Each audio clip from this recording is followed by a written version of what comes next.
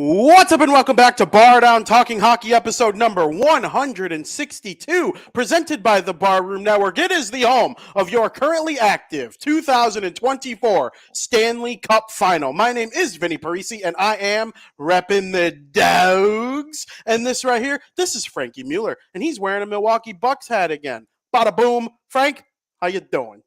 I'm doing good. How are you doing? Very, very good. I'm excited for today's show. Feels like it's been a while, maybe for the fans and the viewers, but it's like I just saw you, so it doesn't feel as long. Yeah, no.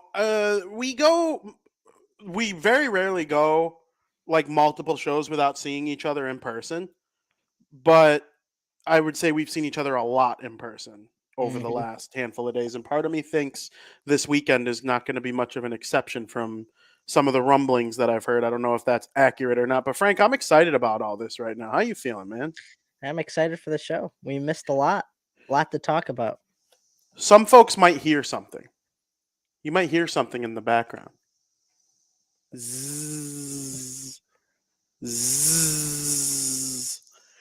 That is the sound of the most annoying creature to ever walk the earth. The 17-year annual cicada. They are that loud in It's Illinois. crazy. I can't believe we could hear it through the wall with the door closed. Door closed, not a single window open. I mean, they are loud. When you're outside, it's even worse. Oh yeah, I hate that noise. It's annoying. It And is annoying. cicadas don't bother me though by any means. They Like bother me. they're They gross. don't bother you because you're in Streamwood. But they like when we were at that wedding we went to, it was fine. Like they were gross, but it didn't They were didn't make my babies. They were babies. yeah. But it Now they fly into you. the only thing that annoys me is the noise because I can't hear anything if I'm trying to have a conversation. If you go outside, you are stepping on one and one is flying into you. They are the worst. I didn't deal with it 17 years ago. I lived in Bartlett, Illinois, and there was no sign of them over there. Here in Des Plaines, though, That's they are tough. disgusting. Frank, I'm grossed out. I I hate being alive at the same time. I'm sorry. Yeah, I'm sorry. I'm coming to sleep by you for 3 more weeks. Hey, whatever you got to do. Frank, we have a lot to talk about today, but I just want to say to the viewers, I watched The Alkalite yesterday, all 3 episodes. This show, dude. There's 3 It's episodes so already. cool. Well, they premiered with 2, Oh, okay. and then a week went by, the second one came out, but hey, this is good stuff. I'm excited about it. Um, there was something I wanted to bring up before the show today, before we had moved on to period 1, and I can't remember what it is for the life of me. Did it have to do with sports or TV shows or movies or the weather? Nothing. I honestly got nothing, dude. I have no idea. I have no idea what it Well, if was. you I was think of it, excited to talk about it, then let me know. but I didn't write it down because it popped in my head today. I write down the show. I don't really come in with much of a plan on what I'm going to talk about pre-period 1, and I think that's what makes this show great. Is it's just whatever's on top of my head at the start of each show is what we talk about going into. A Mhm. lot of times I'll have something in my head that I like to come into the show with, but I have no opinions on cereal or anything like that today. I'm sure I will in the near future. I did try these no free ads, these chili cheese fries Pringles, pretty tasty. I'm kind of jealous. I want to try them. I would offer to bring you one or like a handful, but they're like on the little bit of a stale side now. I Well, kind of yeah, want you got I 'em a kind few of weeks want you ago. to have, if you're going to try them for the first time, I kind of want you to have like the full experience. And I can't go to my local Jewel and get them or anything like that, or a I gas haven't seen them station. in stores. I haven't Maybe seen them in stores. Woodman's. Maybe, It's maybe, interesting. Interesting. maybe. We're gonna have to get you to try those though. All right, Frank. We got a lot to talk about. We're gonna debate the Stanley Cup final. We're gonna get to it, and we're just gonna jump right into it in period number 1. Welcome to period number 1, Frank. We are going to talk about games 1 and 2 of the Stanley Cup final between the Edmonton Oilers and the Florida Panthers. Since our last show, the Florida Panthers completed a 6-game series victory over the New York Rangers, and the Edmonton Oilers completed a 6-game series victory over the Dallas Stars. Now they meet in the Stanley Cup final. Frank, coming into the series, before a single game was played, what was the thing you were most looking forward to? I was looking most forward to how this Florida Panthers team and the way they play, how would they be able to contain Connor McDavid and the Edmonton Oilers with the way they've been playing through the first 3 rounds? And it's been a treat from what we've seen. It They've done has been a treat. fantastic. They've done fantastic. They have. Each team had a game they dominated, but each team did not win. Right? I would thoroughly say if the Edmonton Oilers were playing anybody else that way in game number 1, they would have won. For me coming in, the last time I remember there being this much high-end skill, and when I say skill, I mean like puck skills, like ability to do crazy stuff. A lot of great defensemen, like Victor Hedman. I don't think of Victor Hedman like with his offensive skills. He's got a big bomb. He can make a good first pass. He's one of the best defensemen ever. But like when I think of like skill, I think of like Patrick Kane, Jack Hughes, Sidney Crosby, Connor McDavid. This series might have the most pure skill that we've seen in a series since I think it's 2015 when Tampa played Chicago. That Tampa team, although it's not the same Nikita Kucherov, it's still Nikita Kucherov, who was capable of 70, 80 points as a rookie or whatever he was that year, second-year player, or very early in his career. Steven Stamkos, Tyler Johnson, Andre Palat, Alex Killorn, Victor Hedman, Vasilevsky. I mean, there was just so much skill on that Lightning team. You could look over at Chicago, Duncan Keith, Brent Seabrook, Jonathan Taves, Patrick Kane, just like true skilled, high-end players that, I do think of those teams kind of in this echelon. While coming into this series, Aaron Ekblad, Brandon Montour, Gustav Forsling, Barkov, Kachuk, Lindell. Lindell's got like 11 points in 19 playoff games for a second-year player. That's absolutely that's banana lands to be getting that from like a third-line guy that'll probably be in your top 6 one day. And then on the other side, you obviously have Connor McDavid, Leon Draisaitl, Zach Hyman, Ryan Nugent-Hopkins, Evan Bouchard. He's third in scoring in the play, tied for second in scoring in playoffs. He had a terrible last game, but a high-end player that is very fun to watch. I was super excited about it. For the most part, though, the story of the series has been one Sergei Bobrovsky. He is a Vezina-nominated goaltender. He probably will not win it, but he has been one of the best goalies since the playoffs started last year in the entire NHL. Frank, what do you have on the man who was nicknamed Bob? I think right now he's more hungry than ever to win the Stanley Cup, especially after making it to the Stanley Cup Finals last year and falling short to the Vegas Golden Knights. I mean, this entire postseason, he's been sensational. He's 14-5, 202 goals against, a .916 save percentage. He was good in the postseason last year, but this year he's just been a world's class better. In game 1, the Edmonton Oilers dominated, and one of the best offenses in the entire NHL was not able to put one past Sergei Bobrovsky.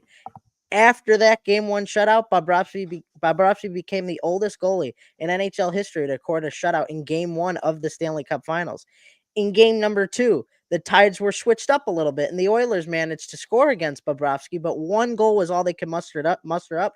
The game was, dictated a little bit more by the Florida Panthers, but Bobrovsky's been playing sensational, and if he continues to play the way he has this entire postseason, it's hard to picture this team not winning a best-of-7 series.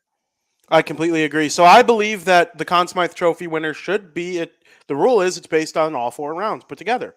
That's very fair. I wish all sports did that personally.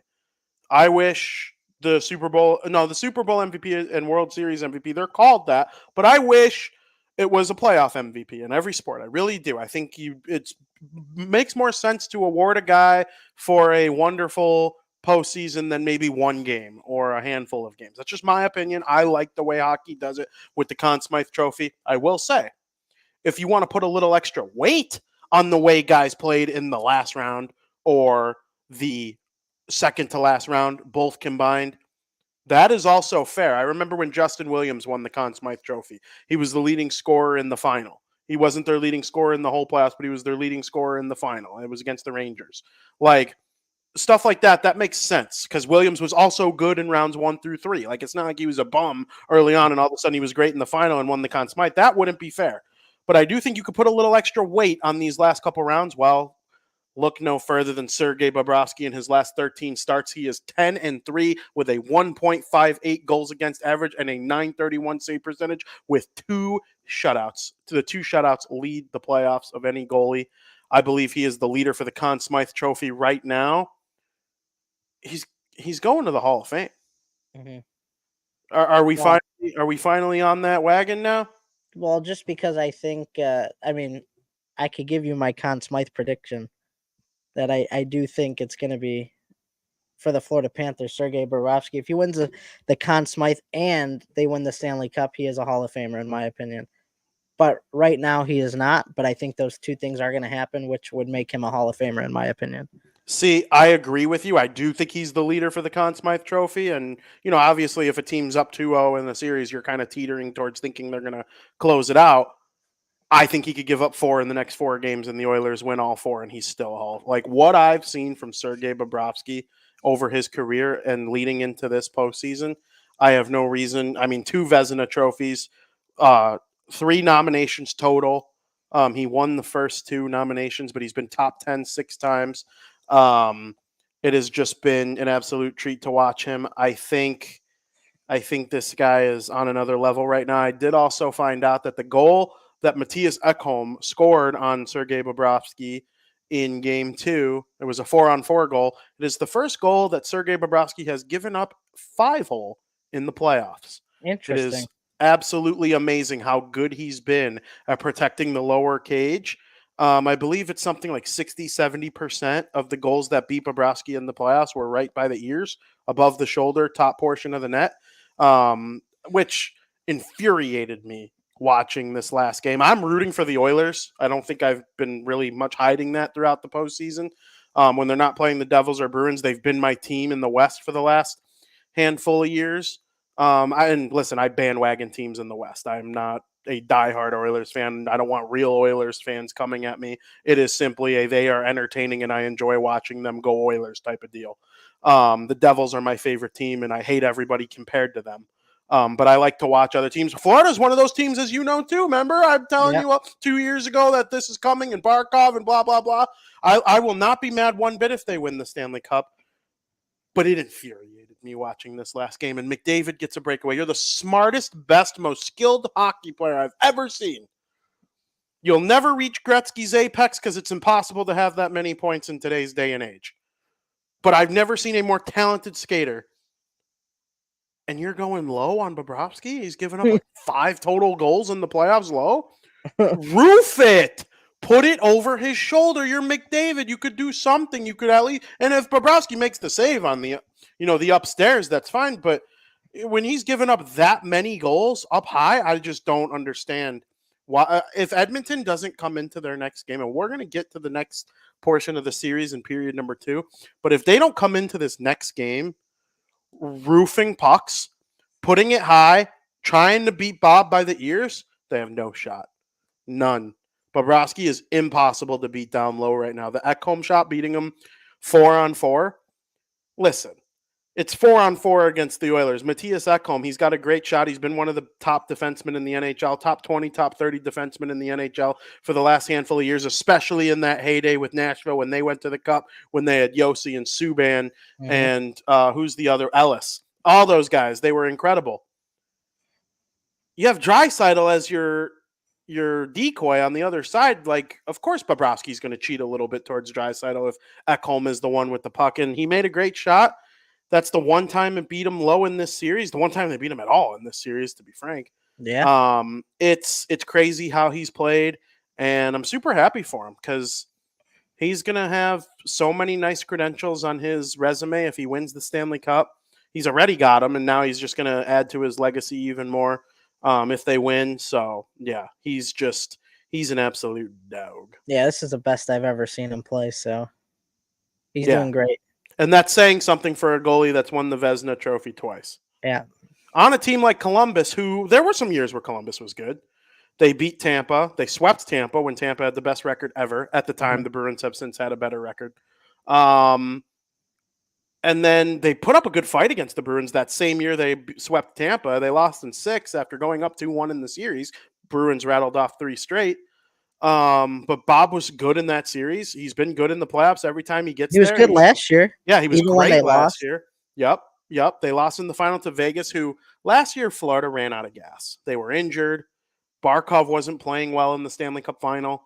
Verhaeghe stops. It just seemed like it's just one of those years. Like you got to the Mhm. final, you did really well. Some injuries started to stack up. Kachuk couldn't shoot to save his life in the Stanley Cup final last year. In Vegas, they had it all going on, and Aiden Hill wasn't giving up anything.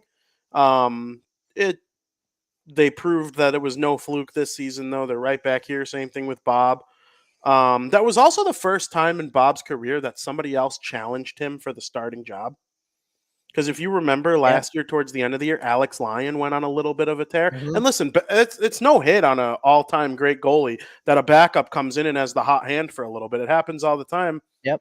You might remember it with Corey Crawford. I think Corey Crawford is like going to come just short of the Hall of Fame, but there's no doubt he was outstanding. Scott Darling started against Nashville. Yep. Crawford ended up coming in relief later in the series, and they won the Stanley Cup. Bob kind of has dealt with that too in his life. It happens from time to time, but man, when he's hot, he is hot. It's a fascinating career that we'll look back on, when it's all said and done. But we're in the middle of it right now. We're also in the middle of Sasha Barkov's career. Right now, with the retirement of Bergeron, I would say so. I would have came into the year saying that my guy Nico Hischier has a chance to be the second or the new best two-way forward in the NHL. But man, he's got a little bit to go before he reaches. I think it's possible, but he's got a little bit to go before he reaches Barkov's level. That is the best two-way player in the NHL right now, and what we're seeing from him against the great Connor McDavid, after seeing what he did to Nikita Kucherov, David Pastrnak, and Artemi Panarin in the last 3 rounds, has just been sensational. Now we're seeing it against Edmonton. He goes down. Leon Draisaitl knocks him out with an elbow. There's debate whether or not it was dirty. He is not being suspended for this hit. That is already confirmed. I don't know what your take is on the hit. It doesn't even really matter. They're never suspending Draisaitl. I honestly think if Draisaitl pulled out a gun out of his shorts and freaking clocked him, that he's not getting suspended. Like, that's the Stanley Cup final. Obviously, I'm exaggerating. But like what Barkov has done in these playoffs has just been remarkable. And I feel like we talk about him every episode, but Florida keeps winning. Yeah, he's been amazing this entire postseason. He's done a great job at limiting the elite players on the other side of the ice in every single series. He's done a great job doing it in games 1 and 2 of the Stanley Cup final as well. Yeah, he left game 2 with that hit by Leon Draisaitl, never returned to the game. And at that point in the game, it was 2-1 Florida. But Barkov not returning in a close game with a chance to go up 2-0 in the series in the Stanley Cup finals must have meant like that injury was fairly decent when there's that much at stake. The Florida Panthers, they cannot afford to lose Barkov in this series. There are question marks surrounding him for game 3, but he was practicing. He's going to play in game 3. I would almost guarantee it. Um, he also has the benefit of a couple days off in between because this is the longest Stanley Cup travel of all time. So you got a couple extra days off. And Paul Maurice even said that if he continues to progress and what he's seen that he has been progressing, he'll be a player for him. So it sounds like everything's trending in the right direction for Barkov. You can't afford to lose the reigning Selke Trophy winner, especially with the way Bobrovsky's been playing behind him. Barkov's play in front of Bobrovsky has truly been like a cheat code, and it's just shown how effective it's been the entire year. But Barkov, he's been great. He's one of the many reasons why they're up 2-0 in the Stanley Cup final and why they're even in this position to begin with. And as far as the hit goes, I just think the hit was a lot of emotions attached to it from Leon. I think the emotions got the best of him. Florida's top line wears white in practice. He was out there in a white Yep. jersey, centering their top line in rushes. No face shield, no cage, just your typical standard He'll be visor. good. No non-contact jersey. Practice right after, yeah. Barkov is basically a lock to play in Game 3. I would which say is trouble for Edmonton. that is trouble for Edmonton. It's only trouble for Florida if he's not at 100%. But I would still rather 80% of Barkov than whoever it is they would insert into the lineup, because even if you just get his defensive prowess and he scores 0 points the rest of the way, I think that's a win for Florida. I've always said that, we thought that with Taves. Taves always came up with a big goal late in the series, but you didn't go into a series going, God, I hope Taves has a hat trick tonight or we're screwed. No, Yeah. you had Hossa and Sharp and Kane. Bickle even contributed offensively more than Taves at different stretches in the postseason. It's about that two-way game that Barkov provides, and why, as we stand right now, I think there's no doubt he's a top 10 player in the NHL. And, which is crazy because most people would probably rather have Tkachuk. I think there is absolutely an argument to be made. Tkachuk is outstanding, but I do think having both of them on the same team is really why, because Tkachuk also brings like a sense of nasty to him. In a lot of ways, it's like having Bergeron and Marchand. So, we'll see. Barkov, one of his biggest assets in this series has been making sure that Connor McDavid and Leon Draisaitl have been, kind of kept off the score sheet a little bit. It was in Florida, so Paul Maurice was able to get Barkov on there against. I mean, it's kind of a pick your poison, Leon or Connor, but towards the end of, or a lot of both games, they played together because they were desperate for offense. So that makes it even easier on Paul Maurice on when to play Barkov. When the Penguins used to roll Crosby and Malkin, if they were playing against a top center on the other team, one of them would get Sid and Gino would go off. Or if they were playing on the road, they would put Gino against this other guy and Sid would go off. And Edmonton needs these guys separated at even strength, and it just hasn't worked out so far. But it was at home. Connor McDavid had an assist on the Ekholm goal. Draisaitl was on the ice. He was the decoy on the 2-on-1. But I will say this. Connor looks fine. He passes the eye test. When I watch the game, he still looks like Connor McDavid. The breakaway, chances galore, Bobrovsky stoned them all. Draisaitl does not look like himself. I can't compliment him in the way I'm complimenting McDavid. Like, McDavid is playing well, so I feel like he'll break out. I'm not confident Draisaitl will break out based on the way he's played in the first two games. He doesn't look like he is as dynamic. I don't know if he's dealing with an injury, but he just doesn't look like the same Draisaitl we've seen earlier in the playoffs. The second leading scorer tied in the postseason, one of the NHL's top 5 scorers this season. What's your take on the situation going on with Connor McDavid and Leon Draisaitl right now? Well, between the both of them, they're combined for 1 assist this entire Stanley Cup final. And it's going to be hard to beat the Florida Panthers as is, but it's going to be twice as hard when 97 and 29 aren't adding to the score sheet. Both these guys drive this team, and I kind of agree with you. McDavid has looked the better of the two, and Draisaitl hasn't looked himself. These two do a lot of their damage too on the power play, and I think the Edmonton Oilers rely on their power play more than any other team in the entire NHL. If their power play is contained, they're not going to win any games. The first 3 games against the Dallas Stars, the Oilers' power play was contained, and you saw they found it very hard to win. They did get a win in there, but it was very hard, and they found themselves down 2-1. It wasn't until games 4, 5, and 6 did they really turn things around on the power play, and they won the series in 6 games. Through the first 3 rounds for the Oilers of this playoffs, they were averaging 3.5 goals per game, and they've scored on 37.3% of their power play chances. That's incredible. In this series, they're 0 for 7 on the power play. That right there says a lot. And this kind of goes back to what you say about Leon Draisaitl not passing the eye test, is you don't want to let the emotions get the best of you either. Leon Draisaitl's done a great job the entire year with just playing hockey, not letting other teams or players get in their head. But it seems like this Florida Panthers team is doing that. I know this is a very emotional series with the biggest prize on the line, but you have to control your emotions. The penalty Draisaitl took when the Oilers were down 2-1, it's such a stupid penalty. It could have been avoided, and that led to an insurance goal, and the Oilers ended up winning or losing the game because of it, and the game slipped away. That game was very much in reach. It just seems like Draisaitl right now is letting the emotions get the best of him, whereas McDavid's not. But regardless, Barkov and this whole entire Florida Panthers team has done a great job containing them. They shut down the power play, which was their biggest weapon. And that's why they have a 2-0 series lead and only given up 1 goal in the entire Stanley Cup final. So this kind of leads into the next bullet point that I have written down, the unsung heroes on Florida. We were going to bring that up, but you just made me want to mention mine right now. It's the entire Florida penalty kill. Yep. So I've never seen, in my time watching hockey, I think back to Joel's systems and what John Cooper has done with Tampa Bay and Sullivan in Pittsburgh. I've never seen, and a lot of head coaches don't handle the power play. They essentially have nothing to do with it, but they hire the guy who does. Florida's penalty, and the same goes for penalty kill.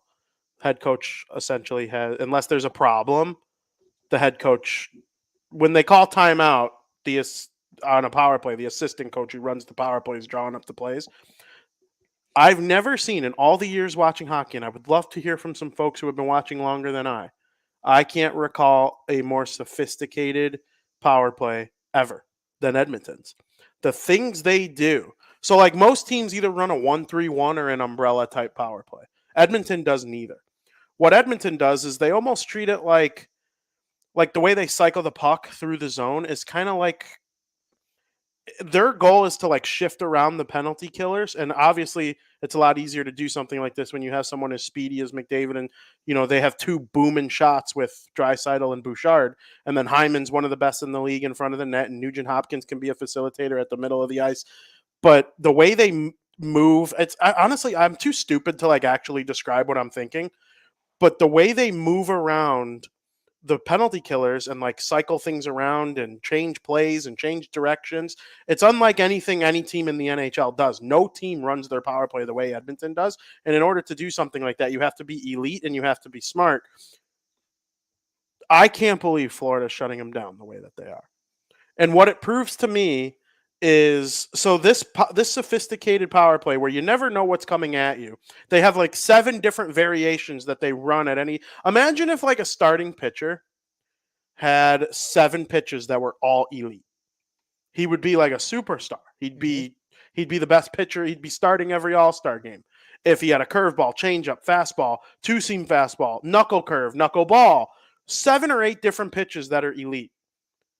Edmonton kind of has that on their power play, that they could throw 7 different ways of running their power play. At any given time, you never know what's coming next. Where like the Blackhawks, they probably have 1 with the top unit and 1 with the bottom unit. The Devils, everything runs through Jack Hughes. Everything is cycle the puck around, get it to Jack Hughes, and then he skates up and he's either passing it to Bratt, shooting it in front, or sending it to Nico for a bump. Or to Luke Hughes for a one-timer. It's basically the same thing every time. It works. Every team basically does it that way.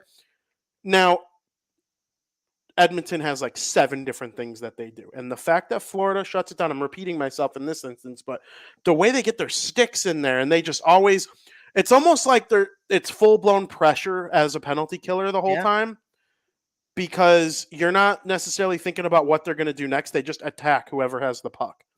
And that's basically the only way to shut down Florida's power play or Edmonton's power play. And that's what we're seeing from Florida in this series. Big moves from Paul Maurice, like if it's at the end of a period and they're stacking up an empty netter, Edmonton or Florida will throw like forwards out there that can like score because there's an empty net out there.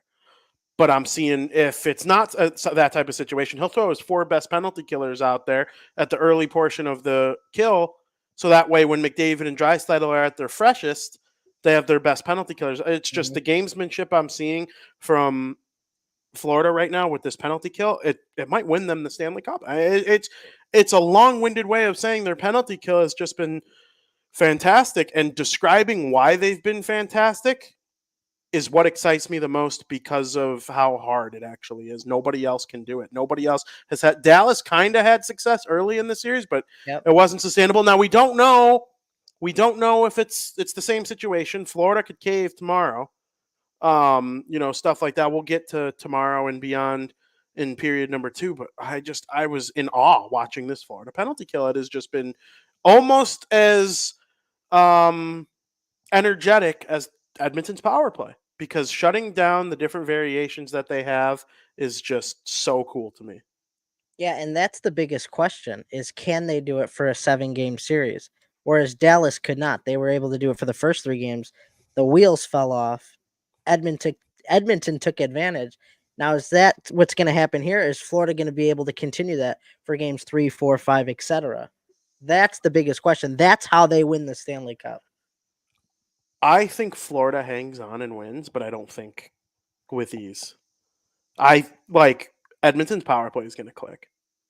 You would think, right? I You just would think don't. it's just a matter of time. Yeah, and But like, shout out to Edmonton's penalty kill too, because they gave up that goal to Rodriguez, and it was a pizza by Bouchard, one of the worst plays I've seen a guy make in the playoffs. He handed it to Rodriguez, but I mean, that snapped a 34 kill streak. Yep. I've never had a kill streak like that on COD, and they're doing it in the NHL.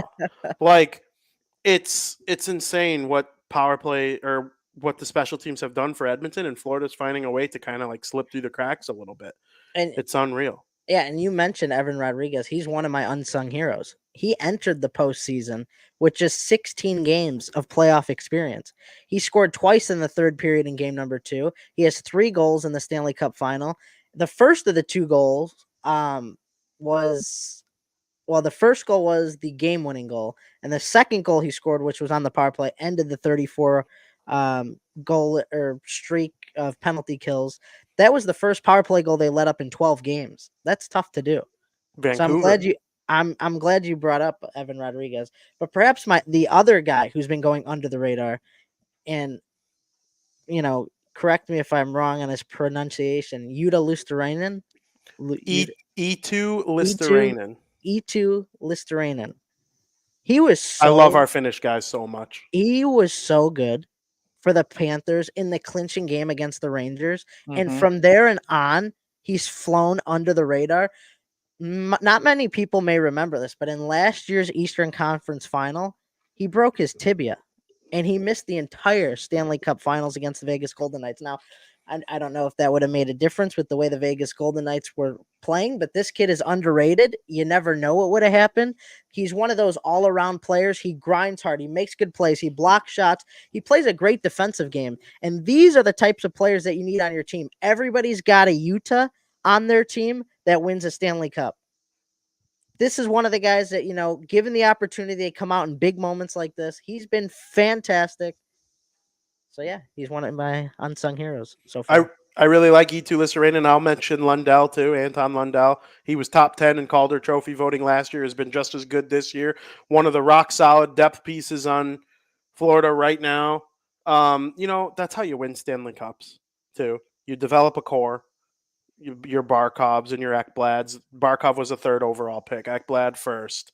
They trade for Tkachuk, who was a 6th overall pick. Like, all these guys who are high-end players, and then you hit, as you get better, you still hit on your first-round picks in the late teens, early 20s, Anton Lundell. Okay, you find guys like E2 Luosterainen. You make a great signing for a guy like Rodriguez. Remember all those stories I told you about watching the Bean Pod at ECC with Jack Eichel on BU and stuff?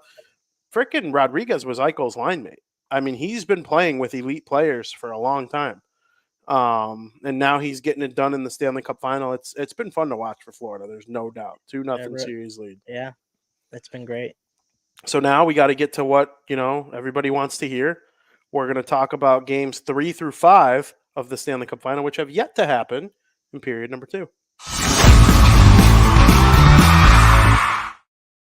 Welcome to period 2. Frank, the reason I just figured we'd talk games 3 and 5 is we'll have another show between games 6 and 7. If we get that far, obviously. Our next show, we could be talking about the Stanley Cup champion Florida Panthers, or the Edmonton Oilers will have made it a series and, made sure that we're getting at minimum game 6. We're headed back to Edmonton. We haven't had a Stanley Cup final in Canada since 2011. With fans. The bubble was in Canada. And a Canadian team played in the final. But the last time a Canadian team hosted a Stanley Cup final game with fans in attendance was the Vancouver Canucks in 2011. It's also the last time a team had a 2-0 series lead in the Stanley Cup final and blew it. The Vancouver Canucks did that year. 90% chance of winning the Stanley Cup, according to history, if you go up 2-0. one of those 5 teams that didn't do it was the Vancouver Canucks in 2011. So we're going back to Edmonton. Is that a factor in this series? Well, playing on home ice is always a huge advantage. You get to sleep in your own beds. You get to play on your own ice. You get the home crowd to rally behind you. And winning a Stanley Cup final game in Edmonton is something that's not going to be easy to do. The Oilers have won 4 of their last 5 games at home on home ice. So that right there tells you. But this game's going to be extra special, not only for Oilers fans, but for the nation of Canada as well. Like you said, this will be the first time with fans since 2011 where a Canadian team will be playing in the Stanley Cup Finals. This will also be the With first fans. with fans. Well, yeah, I said that at the beginning. Yeah.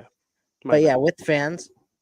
I'm only gonna say that once in case because there's other stuff I got here. So anytime I mention the first time with fans, this will also be the first time since 2006 that the Oilers will be playing in the Stanley Cup Finals.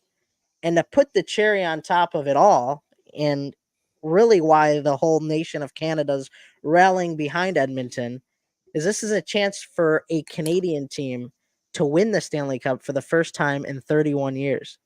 So this crowd is going to be unlike ever before. And of course, it's going to be difficult for the Florida Panthers to win at Edmonton. This has more meaning to it than just Edmonton winning a Stanley Cup. This is like a nation against one, is basically what this is. And it's not going to be easy, but this Florida Panthers team, they've done all the right things thus far up until this point. The only thing they haven't done is playing in the Stanley Cup final in Canada. And this is going to be their toughest task yet, I think. So I think it is going to play. I think it is a huge factor. I do think it's going to be hard, but if there's a team that could overcome it, it's the Florida Panthers. 100%. Now, for me, yes, all those things are true. I'm excited about the crowd. The boys will probably be extra amped going into the game. The fans are certainly going to go wild and out. It's going to be fun. It's going to be fun to watch on TV. I think Edmonton deserves to be hosting a Stanley Cup. The nation of Canada seems, from what I've read online over the last week, it does seem like most of Canada is backing the Oilers, even people from other provinces. I've seen a couple salty Leafs fans that will refuse to root for Edmonton. And then I don't think Calgary Flames fans care too much about the whole Canadian thing either. They're probably rooting for Florida. But that just hit my brain. What a nightmare series for Calgary Flames fans. Yeah. Because you got your biggest rival in Edmonton, the Battle of Alberta, and they so clearly lost the Matthew Tkachuk trade.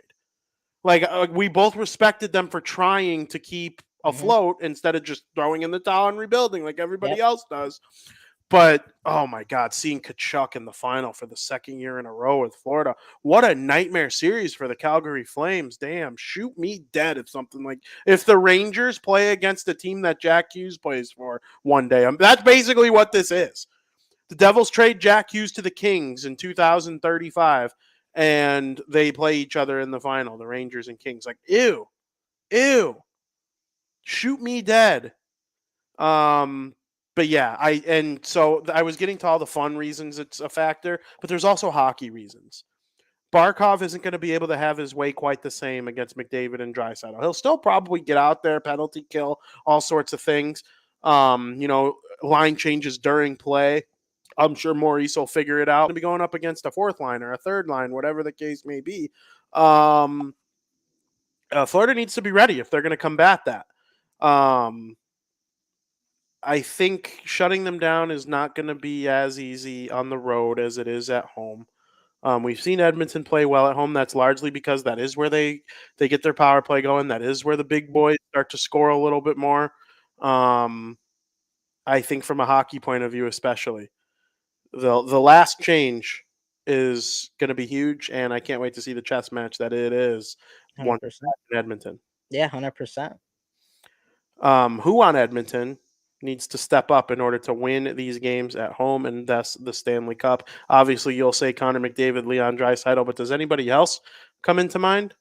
Yeah, there's 2 guys that come to mind. First one being Darnell Nurse. He needs to get the ball rolling. Now, he did sustain an injury, but when and if he returns, he needs to be better. the Oilers, they used to look at him as their number one defenseman, and he's nowhere near the level he was playing before that he is right now. He's just that he's slowed down.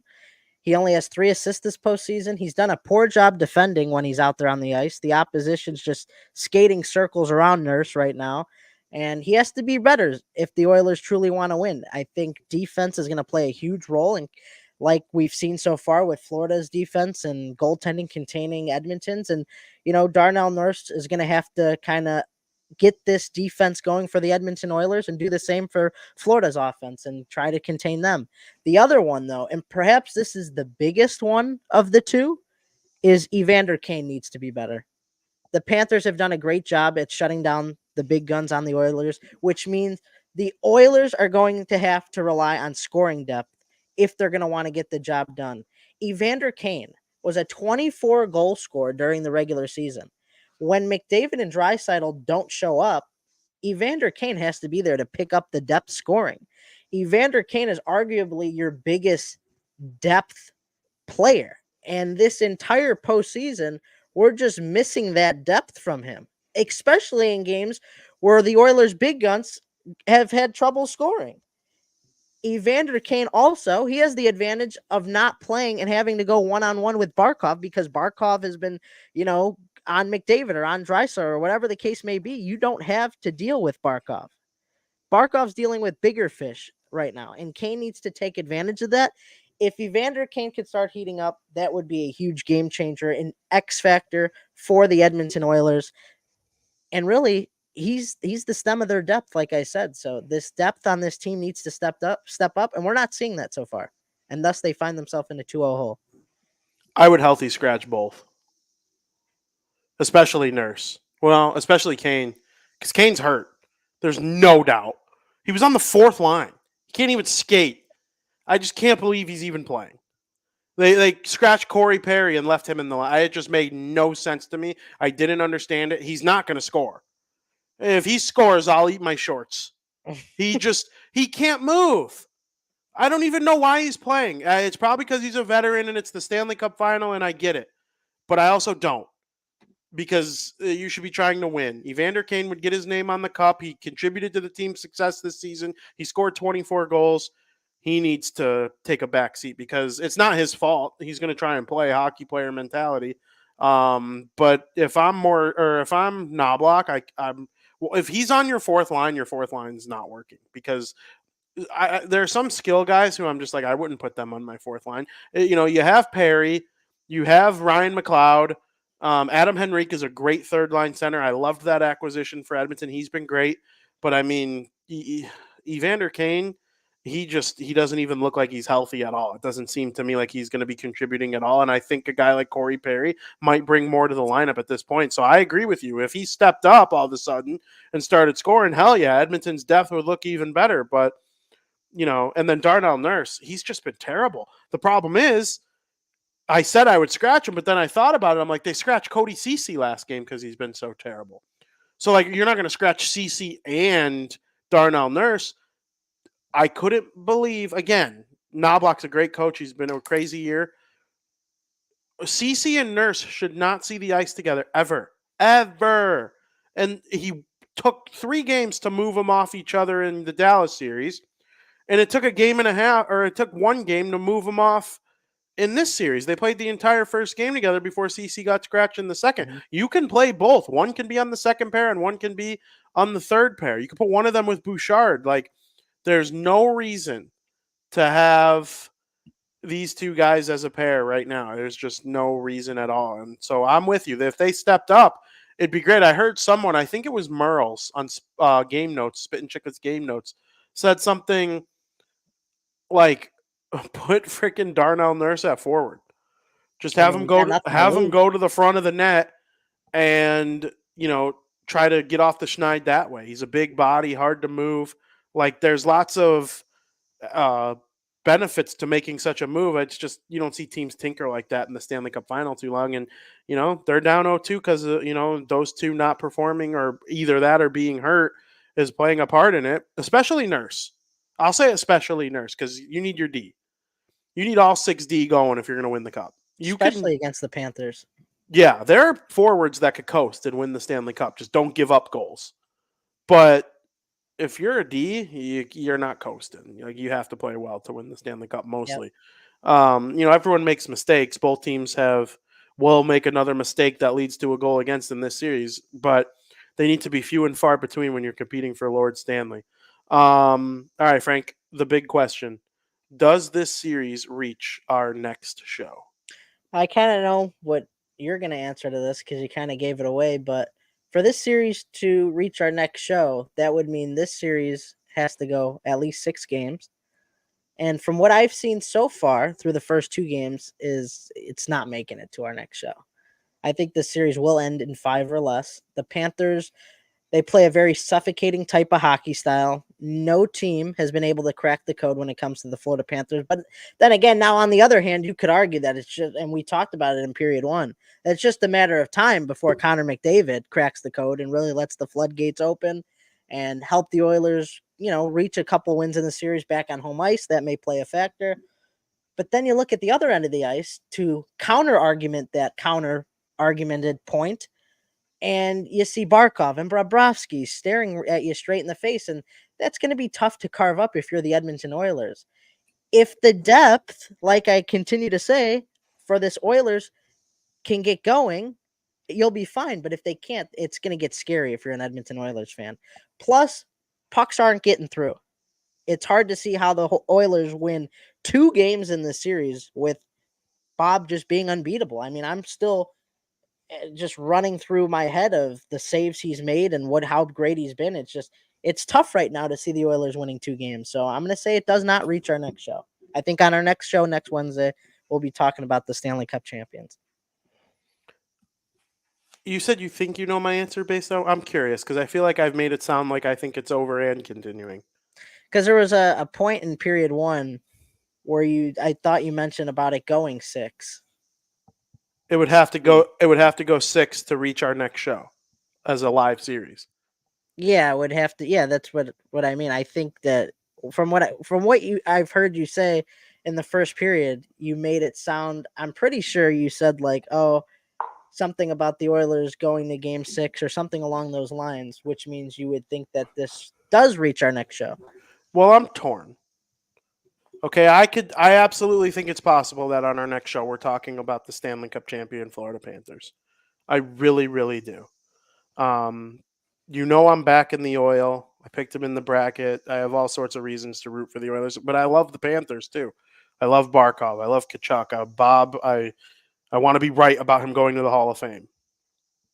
I want to be right about Verhaeghe. I loved Verhaeghe early in his career. Tampa, moving over to Florida. Like, I was all in on him. Now he's on Florida carving people up in the postseason every year. Rodriguez playing with Eichel. Imagine Jack Eichel and Rodriguez going back to back in the Cup Finals. BU's going to have a party.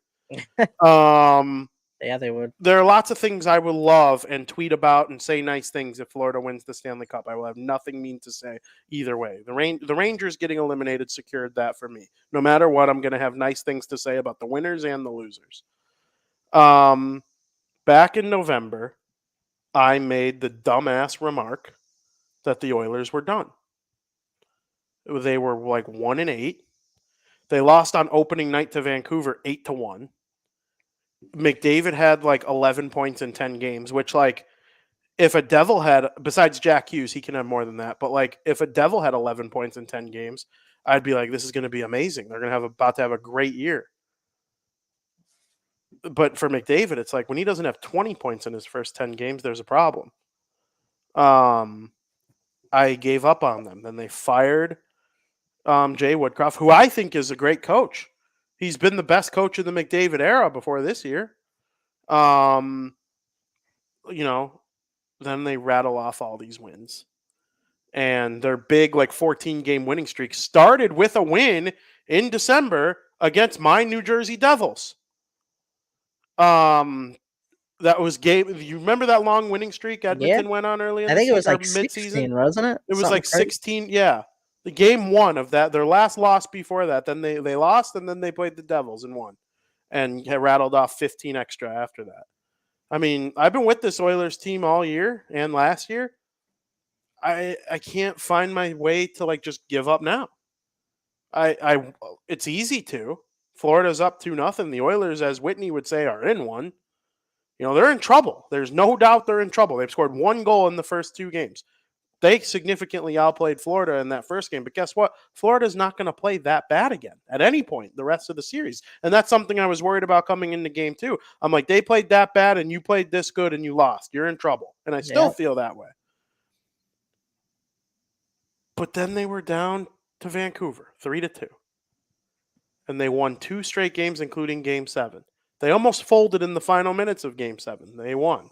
They found a way to get it done. Skinner made that great save on Besser. Now you're in frickin' the conference finals. You got Dallas. Dallas is better. They're deeper. They got 3 first lines. They got the old guys, the middle guys, and the new guys. Nobody can beat Ottinger. Heiskanen's going to win the Conn Smythe. They got Pavelski and Suter and all these guys who are going to win the cup for the first time. And Oilers find a way to get it done after going down in the series 2-1. Yep. And now here they are in the Stanley Cup final, down 2-0. I will live and die with the Oilers. And I respect it. If they lose, listen, they might. I'm not sitting here pumping out my chest. There's a guarantee, a VP guarantee that they come back and win. No. But if they win tomorrow, and it's, a comfortable win, and they're feeling good about themselves, there's no reason they can't win Game 4 on Saturday. None. There's absolutely no reason it can't come back to Florida tied at 2, and then it's a best of 3 from there. With 2 games in Florida, that's trouble. But, I'm not giving up now. I haven't given up on the Oil all season. I didn't give up on the Devils until they were mathematically eliminated. I've been riding or dying with this Oilers team since basically you called me an idiot for canceling them back in November. Which, correct. Thanks for that, by the way. You motivated me to root for the Oilers even more. But yeah, win both in Edmonton. Yes, they come back and are still playing when we get back next Wednesday. I respect it. If I was in your shoes, I'd do the same thing. If this was Dallas, I'd stick behind Dallas, right? Because that's the team I thought would win it all. So I agree with you. Dallas and Florida would have made such an interesting series because I see them as very similarly put together teams. I don't think Florida has those old guys necessarily. They have a couple older veterans like Kulikov, Oliver Ekman-Larsson, but like a Joe Pavelski or a Ryan Suter, guys who have played 1,400 games in the NHL, close to retirement. Which we're going to dedicate a whole period to Joe Pavelski after the final's over. Yes, we know he retired, obviously.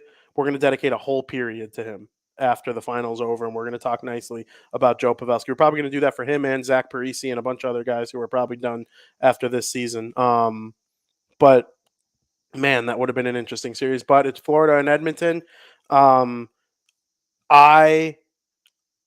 like the Oilers' chances in Game 3. If they don't win both, though, I think both are necessary. They have to win both in Edmonton because Florida's not going to lose both at home. Well, what about, so guaranteed both? What if they win Game 3 but lose 4? If they lose 3, then they're cooked because they're not going to come back down 3-0. No, if they win 3 but down lose 3-1, 4, they're gone in 5. Okay. Yeah, I think Florida, Game 3 is pivotal. If Edmonton can win Game 3, then they have to win Game 4. And then we've seen teams lose Game 5 and win Game 6 and 7. Right. Because you win that Game 6 at home and then you hit Florida for Game 7, anything could happen. Home ice is irrelevant to me in Game 7s. The only thing it is nice for is the changes. That favors the home team. But in Game 7, weird shit you could get a lucky bounce. The goalie could misplay something. It's a 1-game playoff. It's basically like the Super Bowl, one game. But if they go down 3-1, because then you have to win Game 5 in Florida, daunting. Then you have to win Game 6 at home in Edmonton to force Game 7 down in Sunrise. And, that game would be a week or 2 weeks from now too, which is just crazy to think about. But you know, I I think Edmonton can get this done, and it'll come in 6 or 7, though. Thank God there's no Peter DeBoer on either team, though. Automatic Game 7 victory. That's true. So, yeah. Do you think I'm crazy? About This whole Edmonton take I have? no, I mean, I get why you're sticking behind him because, like I said, I do the same thing, but from a non like bias point of view, just looking at both teams, you're a little crazy, but it's not out of the realm of possibility. I mean, I mean, if the Oilers win both at home, I mean, I wouldn't be stunned. But the way the Panthers are playing right now is just you just know that when you see certain teams, like you just knew it was Vegas last year, right? You just had that feeling. Or like when we just knew it was Colorado, it just feels like it's the Florida Panthers. It really does.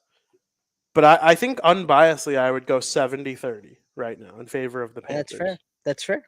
But I like That's that 30% chance. I'm taking it. I'm you taking like it. to ride with the other It's side. it's the White Sox up 4-0 against the Mariners. Frank, who are your early Conn Smythe Trophy favorites? I think we both mentioned it to nauseum in the first period when we talked Florida. You could go over it again though with that, and then some notes on Edmonton's Conn Smythe Trophy favorites as well. Well, yeah, obviously my early vote would go to Sergei Bobrovsky, oldest goalie in NHL history to get a shutout in Game 1 of the Stanley Cup Final. Looks virtually unbeatable. His goals against is about to dip below 2, or was it below 2? Did you say? I saw it at That was 202. that was the last 13 games. The Oh, the stats last I 13. read. Okay, yeah. So it's at 202. Going into Game 3, he's stopped 50 of 51 saves in the Stanley Cup Final. He's only one of 7 goalies of all time to give up 1 goal or less through the first 2 games of the Stanley Cup Finals. I know Martin Brodeur is on that list, so he's in good company on that list. Bobrovsky and the Panthers never needed more than 6 games to win a series, despite going against some of the best net miners in the NHL. In my opinion, one more game 1 performance, or even one more game 2 performance, and the Conn Smythe for Bob is locked up. Absolutely. And if he is to win the Conn Smythe, it'll be the second time in the past decade that a goalie's won it. So goalies don't usually get a ton of love. The only other goalie to do it in the past decade was Vasilevsky in 2021. But that's who it would be for the Florida Panthers. Now, for the Edmonton Oilers, the only one I really got would have to be Connor McDavid. If this series turns around, it starts with Connor McDavid. Um, there's really not much more else to say about it, right? Like, he's gonna stem the comeback, or there's gonna be no comeback at all. Is he tied for the league lead in playoff points, or does he have No, the league lead? he has the lead by a couple. He has the lead. I mean, on the Draisaitl would have to do something tremendous, or even Zach Hyman. He leads. He's got the most goals in the postseason, but Zach Hyman's not going to win the Conn Smythe. So the only option here on the other side would be Connor McDavid, because it's going to take him having a 3 to 4 point game in multiple games to really get them back in the series. So those would be my two. Yeah, they're my two as well. I think if Leon and Connor are within a point of each other, even if Leon has one more, they'll vote McDavid. I really believe that Right. because I agree. we've seen him give it to Sidney Crosby and guys like that.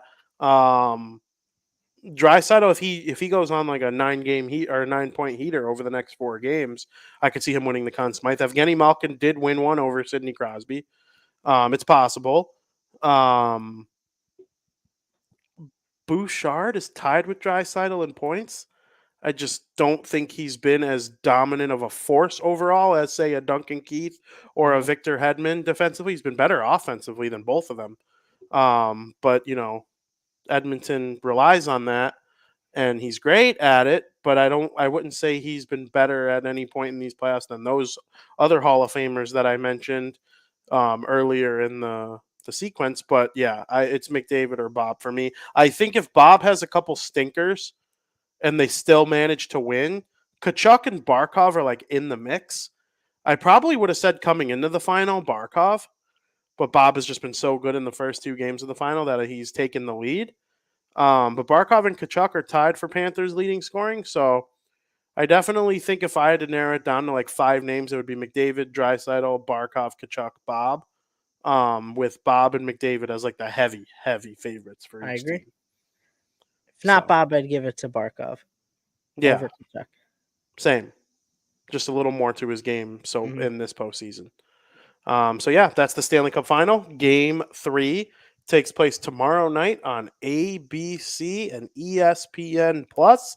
Make sure you tune in and make sure you follow at the King Bean and at Vinny Parisi for updates, tweets, opinions, bullshit, anything you could think of when talking about the Stanley Cup Final. Me and Frankie are both loaded with bad takes, so you're going to want to make sure you're reading those. Frank, I think it's time we end the show. We're going to have a little more hockey to talk about as we do when it's Stanley Cup Final season, as those cicadas just keep ringing in my freaking ears. I hear Because him. my headphones they're like beaches. Like I hear Mhm. myself, I hear outside noise. It is just horrible. That's rough. I hate That's them. rough. I hate them. I wish I could like be like Anakin after Order 66, where he just starts mowing down everything in his sight with his lightsaber. I wish I could do that to cicadas. Yeah. Well, there's a lot of them, so it's going to take a lot of the. I could take them. I could take them. Do you think at least 1 million souls were lost because of Anakin Skywalker? 1 million? Yeah, I would say it's absolutely 1 million children. souls, children, all of Just them, like and 1 him. million children. Yeah, I think multiple million, close to a bill. Yeah, No, yeah, dude, they blow up a planet at a time. Yeah, but we don't The know how many people are on that planet. the Death Star blows up 1 billion at a time, basically. At least 1 million. At least 1 million, Not a but it's billion. probably No close way. to 1 billion, dude. I'm sure there's lore where you could actually look up the number. There probably is, but the Death Star is taking out a whole ass planet every time it fires. Yeah. Yeah. Darth Vader, Anakin, he's responsible for thousands and billions of, I don't know why I started with thousands. They're actual living human beings responsible for that many deaths, let alone freaking Anakin Skywalker, the greatest villain of all time. Frank, let's talk more BS. Period number 3. Is this the fastest we've ever gotten into the third period? I don't think so. I honestly don't think so. I think once we did it under an hour. Really? I think once. I could be wrong, but I thought once. Very interesting. I mean, It's close. I don't think it's necessarily going to be considered a short show, though, because we still got a whole ass See, third Joey period. says and there is. break. Look how many deaths are in the original trilogy. There's a video someone. I knew it. These Star Wars people, they think of everything. They keep track of all these different lore. They do, and I want to hear Joey Parisi tell me that there's been a less than 1 million people or 1 billion people. No, not less than 1 million, but 1 billion. I want to hear Joey say that less than 1 billion have died. Dude, if the Death Star blew up Earth, boom, there's a bill. Okay, there's 6 Earth, bill though. right there. We don't know how many people are on these planets in Star Wars. There might not be 6 bill. Okay, but what if there's 1 bill? And they also didn't blow up the main planets. They blew up Alderaan. That's the one main planet. Oh my god, they blew up the planet that Jin and the dude are on. That was a fully populated planet. They didn't blow up Bogano. No, but or what's another popular? And then let me argue this: does the First Order JP rise? Thinks it's over 1 billion. Does the First Order ever rise without Anakin? No. They blew up the whole Republic in the movie. So you're not saying just the stuff he's done. You're just saying in general because of him. I believe Anakin is responsible for over 1 billion deaths. Yes. Who killed more people? Thanos or Thanos? Anakin? He killed half of all living creatures. Well, there you go. Well, I didn't. That's not the argument. But Thanos would be trillions. There's not trillions of people in that universe. There are. He literally, when the Hulk approaches him, he goes, "You killed trillions," and he shoves them. Really? Yeah. But I thought they were on Earth. No, when they go visit him on Titan. Frank, think of every planet in Marvel. they all lose half the people, half the living creatures. Not even just the people, like That's birds, well, Thanos was more animals. sadistic than Darth Vader. Yes, but Darth Vader knows he's evil and he knows it. Thanos believed he was helping all. He believes he was helping um the living, the survivors, if you will. Darth Okay. Vader's a menace, dude. Yeah. He's a freaking he's a menace. And they portray him as even more evil now than they did in the original trilogy. We do got a link from Joey on Darth Vader's kill count. Um, I'll watch that later. I'm actually excited to watch that. And it's just going to be some British guy going over his like all the different stuff from Star Wars. All right, Frank, let's get going. Just get it out of the way. Say all your nasty things about Jeremy I got Colleton, nothing nasty. and then I'll educate you. There's nothing nasty to say, Devils added him to their coaching staff. Most people will remember Jeremy Colleton as the head coach of the Chicago Blackhawks for parts of 4 seasons. Things didn't work out for Colleton as the head coach of the Hawks. He finished his tenure with them with a record of 87, 92, and 26. Listen, his past 2 seasons that he's coached the Abbotsford Canucks, Vancouver's AHL Which affiliate. I found a cheat code, by the way. Sorry to interrupt. That might be my way of buying a Canucks reverse retro. I didn't realize they used that logo as their main logo for their Well, there you jerseys. go. I'm buying one. Go Continue. for it. Go for it. He coached for 2 years there, and back-to-back years he coached identical records of 40, 25, and 7, led the team to back-to-back playoff appearances. Listen, Vin, things didn't work out for the Hawks, but I wish him the best of luck with the Devils. Maybe he'll do good things with them. We'll see. If not, you could join my pain that I felt.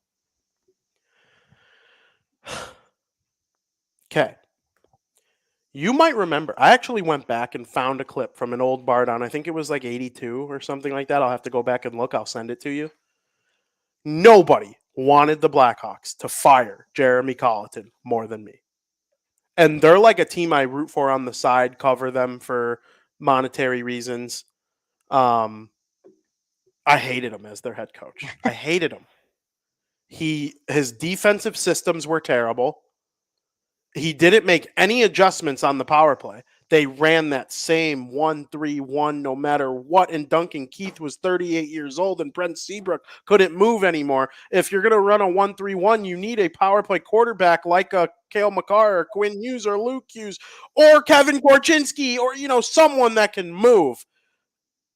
They didn't make any adjustments. It honestly was crazy to me that Colleton was so stuck in his ways when he was the head coach of the Chicago Blackhawks. And guess what? He got shit canned for it. You know what his systems did do, though? And I would say this back then, because remember what I told you when he first got fired? Who did I compare him to? I don't remember.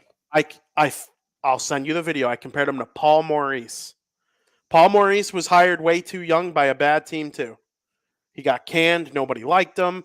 He worked back into the league. He found his way back. He's 2 wins away from the Stanley Cup final.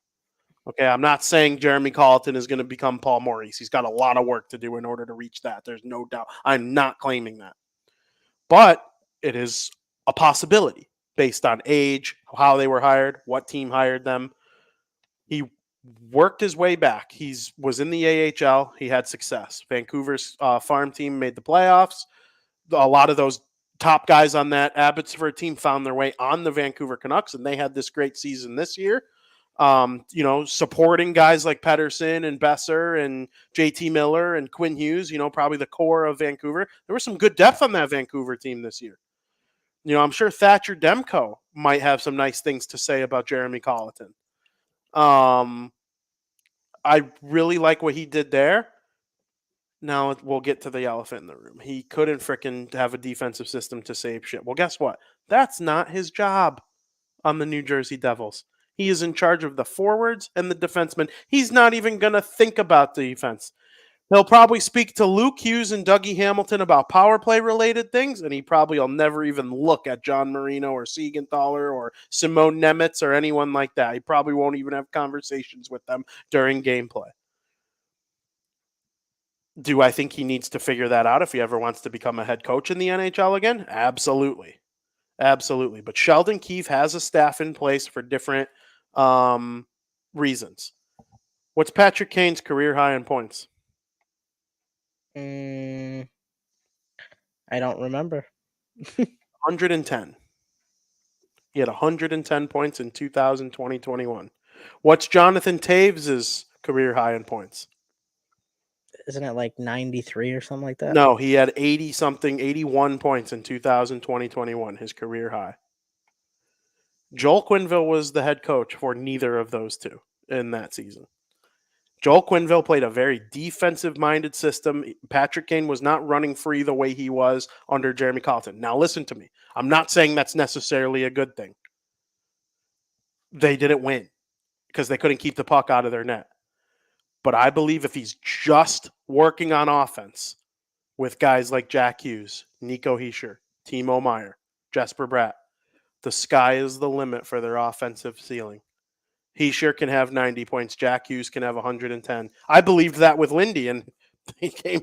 Jack was on pace for 110 before his shoulder surgery, and Hischier had, I think, 67 points in 69 games played or something, like right around the 80 point mark. Last year, 80 points, Selke nominee. The year before for Jack, 99 points. Like, these guys are high end offensive players. And yes, I believe that he can help these guys reach their offensive potential. With Sheldon Keefe as the head coach, who has a 666 winning percentage as a head coach in the NHL, I think Colleton is going to be he's just going to be part of a pretty good, young, very young, the youngest staff I've ever seen the Devils had. There's not an old fart anywhere to be found on their coaching staff. I don't know if I love that, but it is the way it is. And I don't think he's a terrible fit for that job right now on the Devils coaching staff. That's fair. And I hated him with the Blackhawks. Let me be clear. I wanted him fired. He made no adjustments, and that's another elephant in the room. He is in charge of the power play in addition to forwards. Their power play was terrible in Chicago, and he made no adjustments. But it was 3 years ago. Did he learn anything? We'll see in October. We're going to find out. We're going to find out in October. And, maybe that system that he ran, he probably wasn't fully in charge of the power play on the Blackhawks because he was the head coach. We talked about that with Maurice and Knobloch. Mm-hmm. But he's in charge of the guy who is running the power play. And when you see it, passing the puck around the perimeter for 2 straight minutes and never getting a shot on goal, it's time for the head coach to say something. He didn't do that. He got fired. That game against the Canucks where they got shit on. I want to say Quinn Hughes had like a 4-point game. He was a rookie. And they just couldn't get anything going. And Colleton ended up getting canned. There was also stuff going off the ice. Stan Bowman was terrible. There were all sorts of issues that went on that season that I think impeded his ability to develop as a head coach. He was still shitty. There's no doubt he was shitty as the Blackhawks head coach. But Kane had a lot of points. Taves had a lot of points. The Devils have high-end offensive players. I don't think the Blackhawks in 2021 had a defense core as good as Luke Hughes, Dougie Hamilton, Simone Nemec, John Marino. Get a goalie. Your boy Chris Vosters, is out as the announcer of the Chicago Blackhawks. A lot of this is believed to be for 2 reasons. Fan pushback, listening to a fan opinion on social media, and apparently he didn't get along too well with one Darren Pang. Frank, what's your take on the Chris Vosters situation? I really like Chris Vosters. When they were going through the guys, who was going to be the next play-by-play announcer, and they had like Steven Nelson and Chris Vosters, and they had quite a few different guys come in. And I listened to all of them, obviously, watching the games, and Vosters was the one I liked the most out of all of them. And yeah, most Chicago Blackhawks fans didn't like him. They didn't like the way he announced games.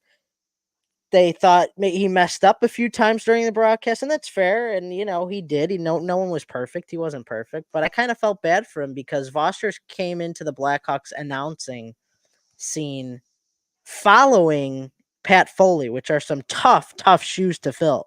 Everybody loved Pat Foley, and no one could ever replace Pat Foley. And I think a lot of people were so used to the way Pat Foley announced for so many decades that Vosters really never stood a chance in the Chicago community because, I mean, I love Pat Foley, right? You're trying to replace the great one. So it's like, it's tough, but I wanted to see him succeed. I wanted to see the young guy come in and do good things. I didn't hate him. I kind of feel bad for him that it had to end this way, but this is a big opportunity for Rick Ball as well. The chance to announce for an original 16 with a dedicated fan base, long-term iconic Calgary Flames play-by-play announcer.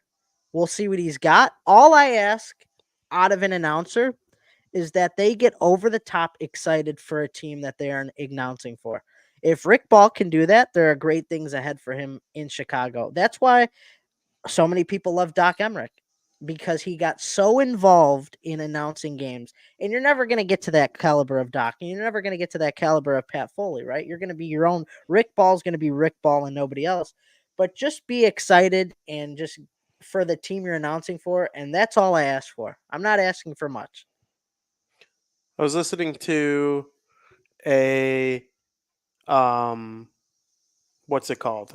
Spaces on Twitter while we were in Door County, and it was Barstool Chief, who is big Blackhawks guy, very intelligent. He's got some inside information with scouts and stuff like that. I enjoy his content, not related to hockey, because it's funny. But when it comes to hockey, I take it very seriously. And, if we're talking with scouts and people within the organization, we're getting good information. I've heard that the Blackhawks, in addition to the paying thing, there was an instance this season towards the end of the year where they wanted him to announce a game on the radio or something, or on TV. There was a national game, but that's what it was. It was a national game in Buffalo. They were on national TV, and they wanted Vosters to come to Buffalo and do content for the game while it was going on, while he's not announcing it. Whether it be sideline reports for the radio or content for social media. There's other things announcers could do. And Vosters is the main announcer of the team, so it'll attract views and whatnot. Those are the guys you would want over just some random. People would rather listen to Vosters do it than like me right now. Like, you get my point? Like, he's a known name. He'll attract views. He was like, nah, I'm going to announce this basketball game for ESPN or whatever it was. And he chose to do that. Apparently that was a reason, that kind of sealed his fate in Chicago. He also pointed out there was a game this season, you might even remember. The Capitals were playing the Blackhawks, and he called Donato Ovechkin. Yep, I remember that. Yeah, like you can't do that. Like, you can't call just because they're both number 8. Like, first of all, learn the difference in colors, and I remember that. You can't make that mistake with a guy like Alexander Ovechkin specifically. It's one thing if you see someone and they have a similar. I also think it's one thing if you confuse when Dmitry Orlov was on the Capitals and you confuse 9 with 8 once. Like, that used to happen to me here and there. Orlov would stand there on the side and he would take a shot and it looked like Ovechkin for half a second because 8 looks like 9 and they both take slap shots from that point. Stuff like that happens here and there, but calling Ryan Donato Ovechkin, that was a tough one. That got a lot of pushback. So stuff like this is the way it is. I feel bad for him. I'm sure he's got a bright career in broadcasting ahead of him. And then, Frank, a little bit more Blackhawks news. Kyle gave a little bit, not a fan address or a state of the address or anything like that, but he spoke at the NHL Combine in Buffalo. And a reporter asked him about one Patrick Kane and the rumors that he is going to return to the Chicago Blackhawks this summer. And I could not be any more convinced that there is a 0% chance that this happens now following the comments of one Kyle Davidson. I agree. If you're expecting a return to Chicago, I wouldn't hold your breath. You made it very clear that they had some tough decisions they made on some of their veterans, but they don't plan on going back on any of those decisions. So, Patrick Kane's never going to be a Blackhawk again until he signs a one-day contract and they retire his number. But maybe a return to Detroit is in the cards for Patrick Kane. Kane had a taste of what it was like to be a Red Wing and what they're building, and the Wings made a run late in the year at a postseason berth, but came up just short. maybe he saw something that he would make him want to stay there for another season or two. Obviously, the chalk answer is, does he go to Buffalo because that's where he's from? It just seems like, though, with Buffalo, no matter what they do, they haven't been able to build a winning organization. And can they get there? Sure, absolutely. However, with with his NHL career dwindling down, I don't know if Buffalo is going to be somewhere he would want to end his career, even if that is his hometown team. So to me, the Sabres aren't ready to win a Stanley Cup in the next year or two, 3 years, whatever. And I think Kane wants to go to a team that's ready to make a deep postseason run. So that's my take on Patrick Kane. Don't hold your breath on him coming to Chicago, but he'll go somewhere. I think Kyle's done a great job. I've been a big fan of what he's done with the Hawks since taking over. There's really nothing that I have like too many complaints about. Maybe a couple things here and there we might disagree on about player personnel or who deserves what, but like I loved the Oliver Moore pick. I would have ran to the podium because I would have taken Oliver Moore like in the 10 range. Like in the fact that he fell, I love that pick. Got a little lucky, but he was smart enough to make it. My grandma would have picked Connor Bedard. They got a little lucky there. Um, I I'm a big fan of the Korchinski pick. I think he's got a little more development to go.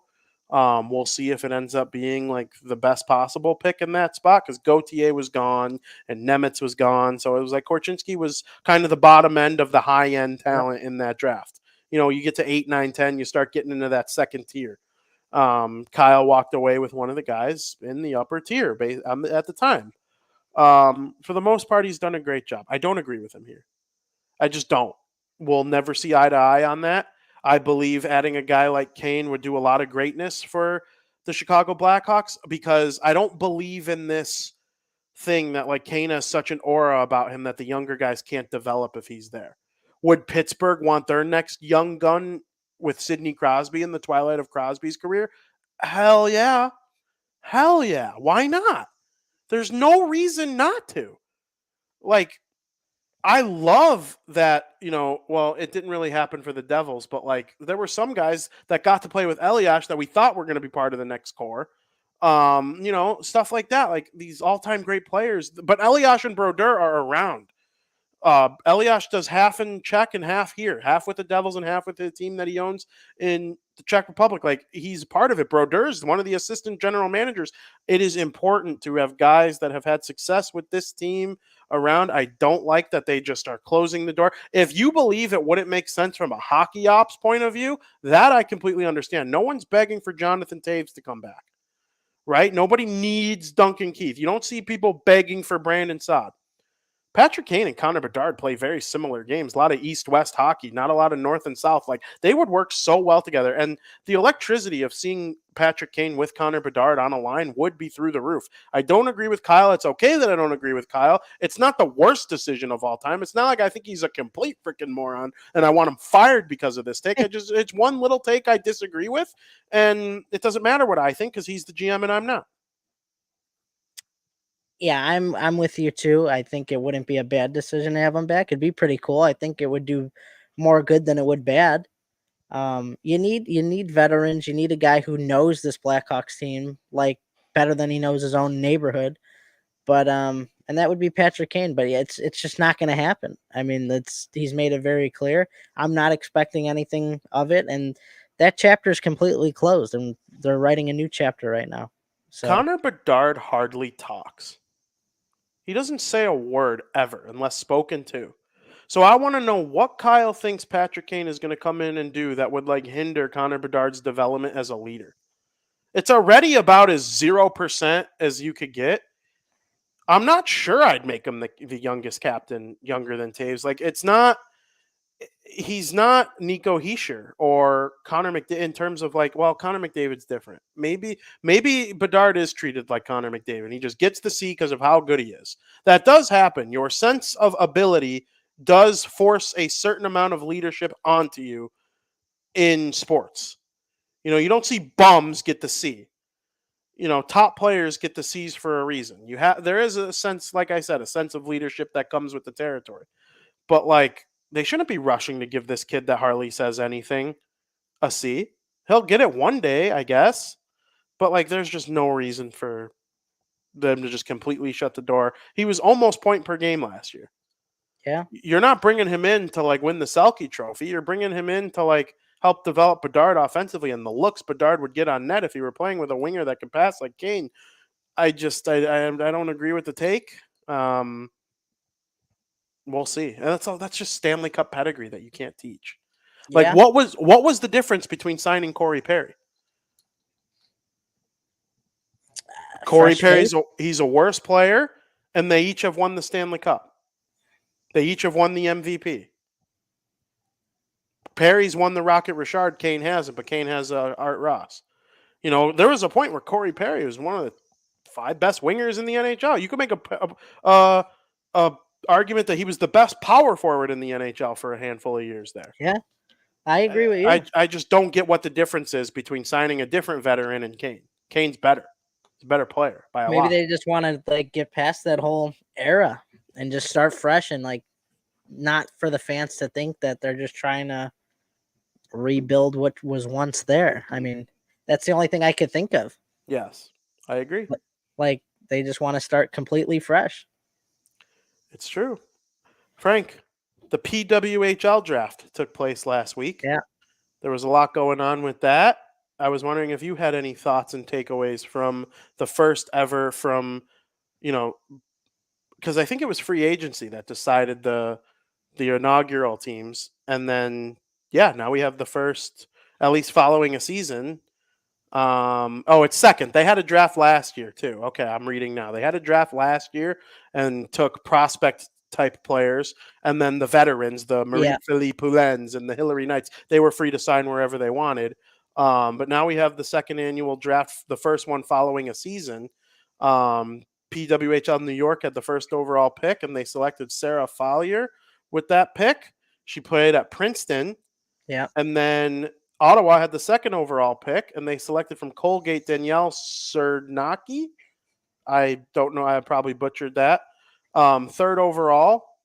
Did not play in college or a club team the year before, but she declared for the draft, and she was declared good enough to go third overall. Claire Thompson went to PWHL Minnesota, the defending champions. And then the first American to be drafted in the draft from Ohio State University was Hannah Bilka. And she's also the first American drafted in the draft this year. Kayla Barnes of also Ohio State went to Montreal, 5th overall. And then Toronto took from St. Lawrence University Julia Gosling to round out the first round. You got anything on this draft? Well, Sarah Fillier, is that what you said? I think that's how you say it. Where is she from? She is from Canada. Maybe it's Fillier. Maybe if she's from out east. Well, I just know she's pretty good from what I've seen and what I've heard. She's very decorated. She's already played against some of the best women athletes in the world. So getting her opportunity to play for New York and the chance to create new memories and reach new heights in her career is definitely going to be there. I mean, there's really no secret of why she went number one. Very decorated. She's already been through.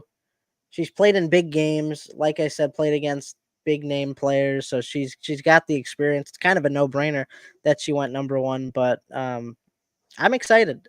I like the PWHL. I just want names. I don't want just New York. Give me names.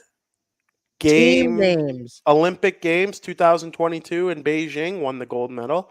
And then gold at 2021 in Canada, 2022 in Denmark, and 2024 in the United States for the World Championships. They won silver in 2023. And the under-18 World Championships in Czech Republic, they won silver in 2017 and bronze in 2018 in Russia. So, very well decorated. She's from Georgetown, Ontario. So I don't know necessarily if there's a lot of French influence there, but I don't know. Another interesting note is a very familiar name went late in the draft in round number 7, which it's not quite like round number 7 in an NHL draft because there's only 6 teams. It's the 41st overall pick to the Montreal team from the great state of, I believe she's from the great state of Wisconsin. She is from the great state of Madison, Wisconsin, from Madison. I'll give you a hint. She won gold medal at the Pyeongchang Olympic Games in 2018. That famous USA team that made their rounds after winning gold. They were on every late night show and all that sort of stuff. Then a World Championships 2013, 2017, 2019, 23. And she has a brother that plays in the National Hockey League, or at least used to. Amanda Kessel. Amanda Kessel. She was drafted. She will play with Marie-Philippe Poulin in Montreal next season. Amanda Kessel and Poulin as teammates. I like them. I like Amanda Kessel. Yeah. Oh yeah. Oh yeah. I haven't solidified an allegiance with a PWHL team this year. I just kind of rooted for them all. I would go New York because it's closest to the Devils, but I can't necessarily just dive all in on a team called New York in hockey. Ottawa had my favorite jerseys, and Montreal was a close second. I like Minnesota. Kendall Where's Coyne. the purple one? Minnesota. Yeah, I like the purple. So those are cool too. I thought every team's jerseys were cool. I need names though. That's what's bothering me. Yeah, you've made that I want very clear. mascots, names. We're trying to get this like the NHL. Everybody's equal. Let's get names. Let's get mascots. Come on. It's coming in year 2. This was the one season where they didn't have it. I just hope they all keep their same jersey concepts and just slap the logo on the middle. Purple. Their jerseys are so cool. I kind of want to get an Ottawa one from their inaugural year. It's just year. weird because when I think of Minnesota, I don't think purple. I've always think green because of the Wild or even the Twins. Like even though the Twins don't really got green in them, but there's no purple. What are the Vikings? Purple. What are the Lakers? Yellow. And purple. Where did the Lakers come from? I get that, but I would say the Lakers are 50-50. But I just don't get. I don't know. You know why they're called the Lakers? Because of the Great Lakes? No, Minnesota's the land of 10,000 lakes. Oh, well. And they moved to Los Angeles from Minnesota. Yeah. But yeah, the PWHL is cool. I encourage people to watch it next season. We'll probably start getting some news and stuff as the summer goes along. Should be a good time. All right, Frank, we have the Utah names too. We're down to 6. You probably hate them all. No, I don't. You definitely hate one. Yeah. I like that one. I don't love it. Pissed. I don't love it, but I like it. I liked it in football. But I didn't because I don't think they did it right. But I thought you liked it. Now you're going back on yourself. I like it in football, FC. HC, it doesn't have the same ring to it. It doesn't ring too well at all. Like, right? Am I wrong? Is there a difference? Is that a Door County bag behind you? Sure is. Popcorn Barn. Shout out to Door County Popcorn Barn. My favorite Oreo Delight, or second favorite, one of them. So, love Door County. Yeah, I think you're crazy. I think FC and HC, it's not going to make me want to buy their merchandise. And I know I'm not the only one out there. So I have a feeling they're going to lose some sales if they were to make that their name. Yeah, I mean, it's not going to. If it's HC, it's not, in my opinion, it's not permanent. That would be crazy. The other 5 to me are permanent. So why is that even in the lingo of making that your team name if that's not where you're going to keep it? So that's where it pisses me off too a little bit because it doesn't make sense. If they name it, that's what it's going to be for a long time. But which is why I can't see them doing that. Yeah, I agree. I agree with. Why is it even here? It doesn't make sense. Well, there's one I really want. In addition to Utah HC, it's the Utah Blizzard, Utah Mammoth, Utah Outlaws, Utah Venom, and Utah Yeti. I don't hate them all. I don't. Me either. The hockey club's really the only one I hate. I want Outlaws so bad because I could picture it. I picture the logo already. It's just I don't know. I picture a head without like a clear on face with a cowboy hat on and them being called the Outlaws. I picture it and I think it'd be so cool. There's something unique that we don't have in the NHL. The Blizzard and the Avalanche are very similar. But you To me, don't think having two teams in the four corner states with names like that is cool? I mean, it is, but They I would want be something instant different. rivals, and they play in the same division. They'd probably play each other on opening night. Like, But they're too similar. I get that, and Avalanche and Blizzard both have to do with snow. I like that name, the Blizzard. I do too. Sick. That's probably be my number 2. I'd want it to go Outlaws then Blizzard. I think the Venom, it's kind of a stretch now. We're trying to be like the Diamondbacks, maybe like a snake is your logo, but it doesn't really. It doesn't come off the tongue well. The Yeti, I saw a cool logo for potential Yeti. That'd be pretty cool. If it was up to me, it'd be between the Outlaws and the Blizzard. But I like them all. I don't love any of them. it's fair. I could be talked into Blizzard if their logo is sick.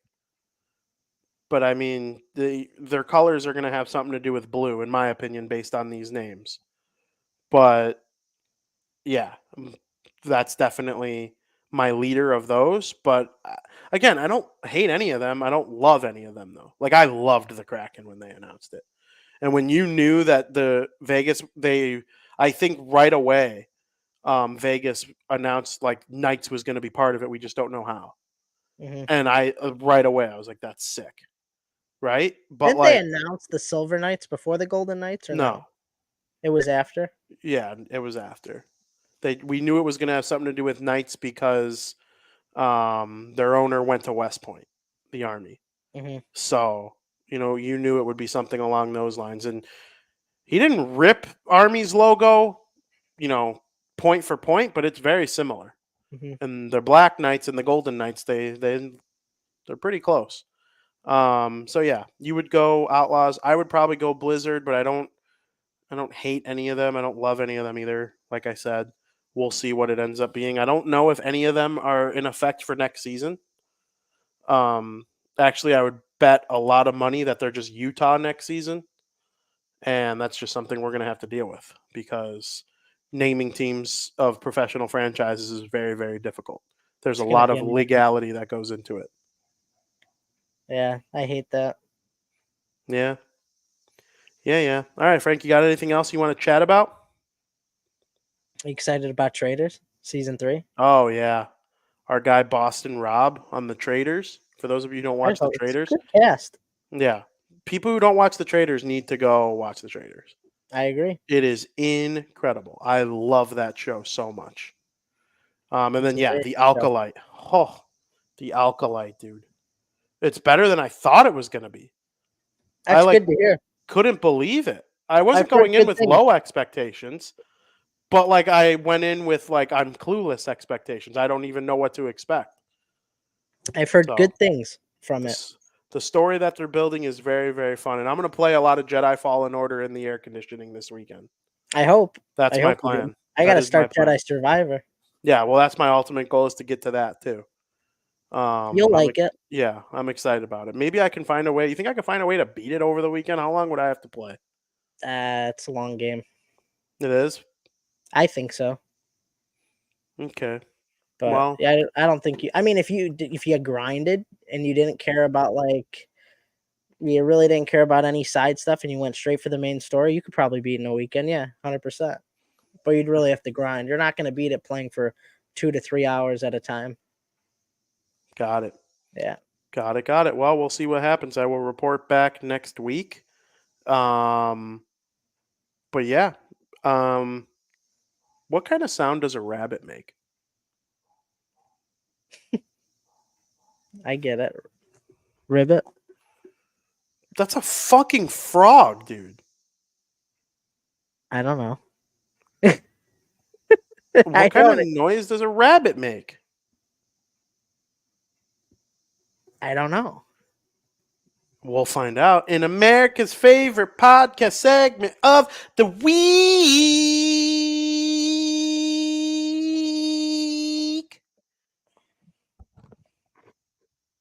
Breaking Bets.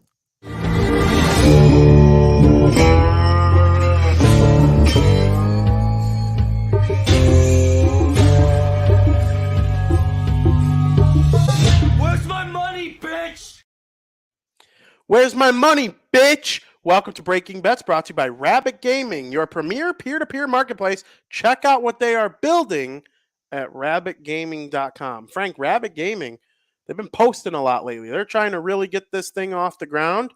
I highly recommend people go to rabbitgaming.com, and they're putting like updates on sports and getting all into the social media game. So good for Rabbit. Well, what sound does a rabbit make now? Now I want to know. I don't think a rabbit makes a name. Foster says rabbits scream like a little baby when my dog is eating them.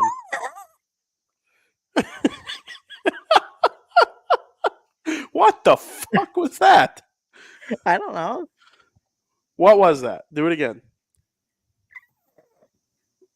That's the noise that rabbits make when Foster's Rottweiler is eating them, or whatever kind of dog he has. I assume Foster has a dog with big teeth if he's out there slinging rabbits.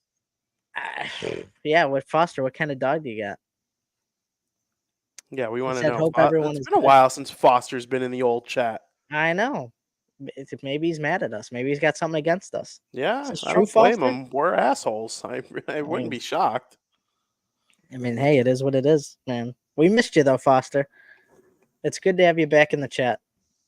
Sure is. Half pit, half rot. Probably the two meanest dogs that Americans that can rabbit's buy. gone. Is that fair? Are What? those the two like vicious dogs that Americans can like have as pets?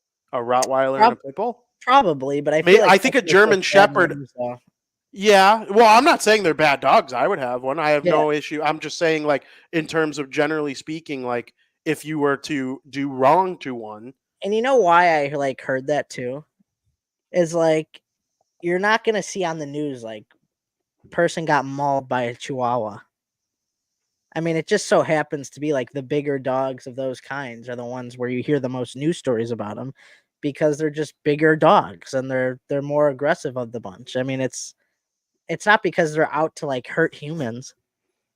No, but I think they're the most capable out of all the dogs that Americans can own.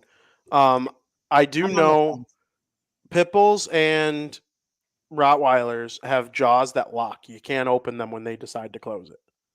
Where like with like a Labrador, which is like a retriever, big dog, you can open their mouth. See, he said Harley's very gentle, unless he is in his yard. Yeah. Yeah, but I wouldn't mess with Harley though. I wouldn't go poke the bear. Hell no. Hell no. But I would poke a Chihuahua. Yeah, I wouldn't care if I get on their bad side. But you wouldn't poke a Great Dane, but you don't hear attacks for Great Danes. Yeah, and don't police officers use German Shepherds?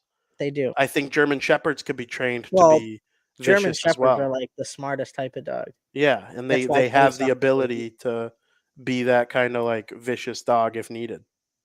Yeah, I mean, technically any dog could be trained to be vicious. Yes, and I firmly trust that Foster is a wonderful owner. Shout out to Harley. Give a shout out to Harley. Have some claps for Harley. How old is Harley, Foster?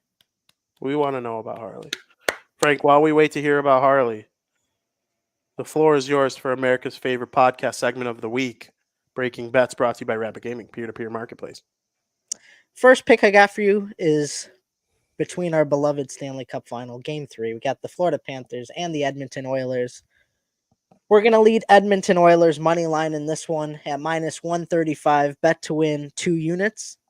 Just going with logic here. I wouldn't be shocked if the Panthers win Game 3, but I'm going to go with logic that the Oilers aren't going to lose 3 in a row. The Panthers have taken a 2-0 series lead against Connor McDavid and the Edmonton Oilers. The Panthers have done a great job limiting the production from McDavid and Draisaitl in this series. Both have combined for 1 point thus far. Beating this Oilers team 3 games in a row is going to be a tough ask, though. And I don't see the Oilers going down 3-0 in the Stanley Cup Final. Now, if it happens, I wouldn't be shocked. But like I said, I'm going to use a little bit of logic here. The Edmonton crowd is going to be loud, and McDavid and Draisaitl are going to come prepared to not let this series get to the brink of a sweep. We're going to take the Edmonton Oilers money line at minus 135, bet to win 2 units. We're going to switch over to the other championship series going on. Between the Boston Celtics and the Dallas Mavericks, Game 3 takes place tonight. Another 2-0 series lead for the Boston Celtics. Except tonight we're going to go with the Mavericks money line at minus 130, bet to win 5 units. The Celtics, they really impressed me with what I've seen from them so far. I knew they were good. I knew they were going to be tough, but they've looked very, very good. The first 3 rounds of the playoffs, these two teams have looked opposite of one another. The Celtics look to be struggling to get through each round, and the Mavericks, on the other hand, were playing lights out basketball, look nearly unbeatable. Now the Celtics have been thriving on the biggest stage, and the Mavericks have looked lackluster. With the Mavericks being down 2-0 in the series, I don't see Luka Doncic and Kyrie Irving letting the Boston Celtics run away with the series. Both of these teams are too good to have a 7-game series dominated by one another. I think the Mavericks get a win on their home court and put a little pressure on the Celtics heading into game 4. Kind of my same logic in this series. Just don't see the Mavericks losing 3 in a row and going down 3-0. So we're going to go with the Mavericks money line at minus 130.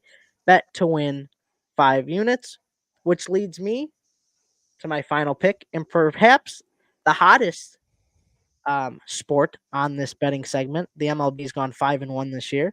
We got an MLB pick for you. We got the Atlanta Braves and the Baltimore Orioles in Baltimore. We're going to go with the Atlanta Braves money line at plus 105 just for 1 unit. A little dollop there. The Orioles and Braves have been moving in opposite directions recently. The Braves were very unfortunate to lose Ronald Acuna Jr. for the entire 2024 season, and the team is still adjusting to that big loss. The Braves have lost 4 in a row, 5 out of their last 6 games. This team is very talented, and it's hard to picture them losing 5 straight games. The pitching matchup for game 2 of this series doesn't really favor either team.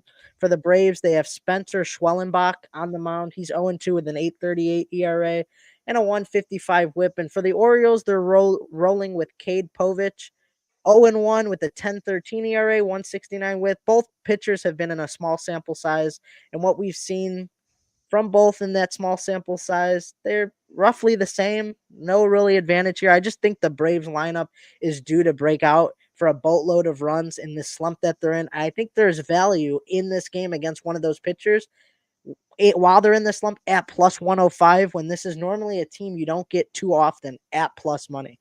So Braves the money line plus 105 for 1 unit. That's what I got for you on this week's segment. Very good, Frank. Very good. I hope you win. Except your basketball pick, go C's. They just keep shoving it up your hoop. I mean, everyone's hoop though. It's not just yours. I hear it. You know, I get it. It's fair. Everybody keeps doubting the Celtics. They're playing the bad teams, the East, blah blah blah. They were good. You know, everyone they played is injured. They actually stink. They wouldn't even make the playoffs. They wouldn't even make the playoffs in the West. No, everybody that the Pacers played were injured. Wow. I heard a lot of Celtics disrespect, and I know my shooty hoops. Well, okay, and I'm here to tell you, I'm here to tell you this series is going to be a sweep. That's insane. The Celtics are going to sweep the you want to know, Dallas. They're called the Dallas Mavericks? Yeah. I know my shooty hoops. I think it is more likely that the Oilers get swept than it is the Mavericks. That's probably true. I don't think either is getting swept. If the Mavericks lose tonight, they'll get swept. No.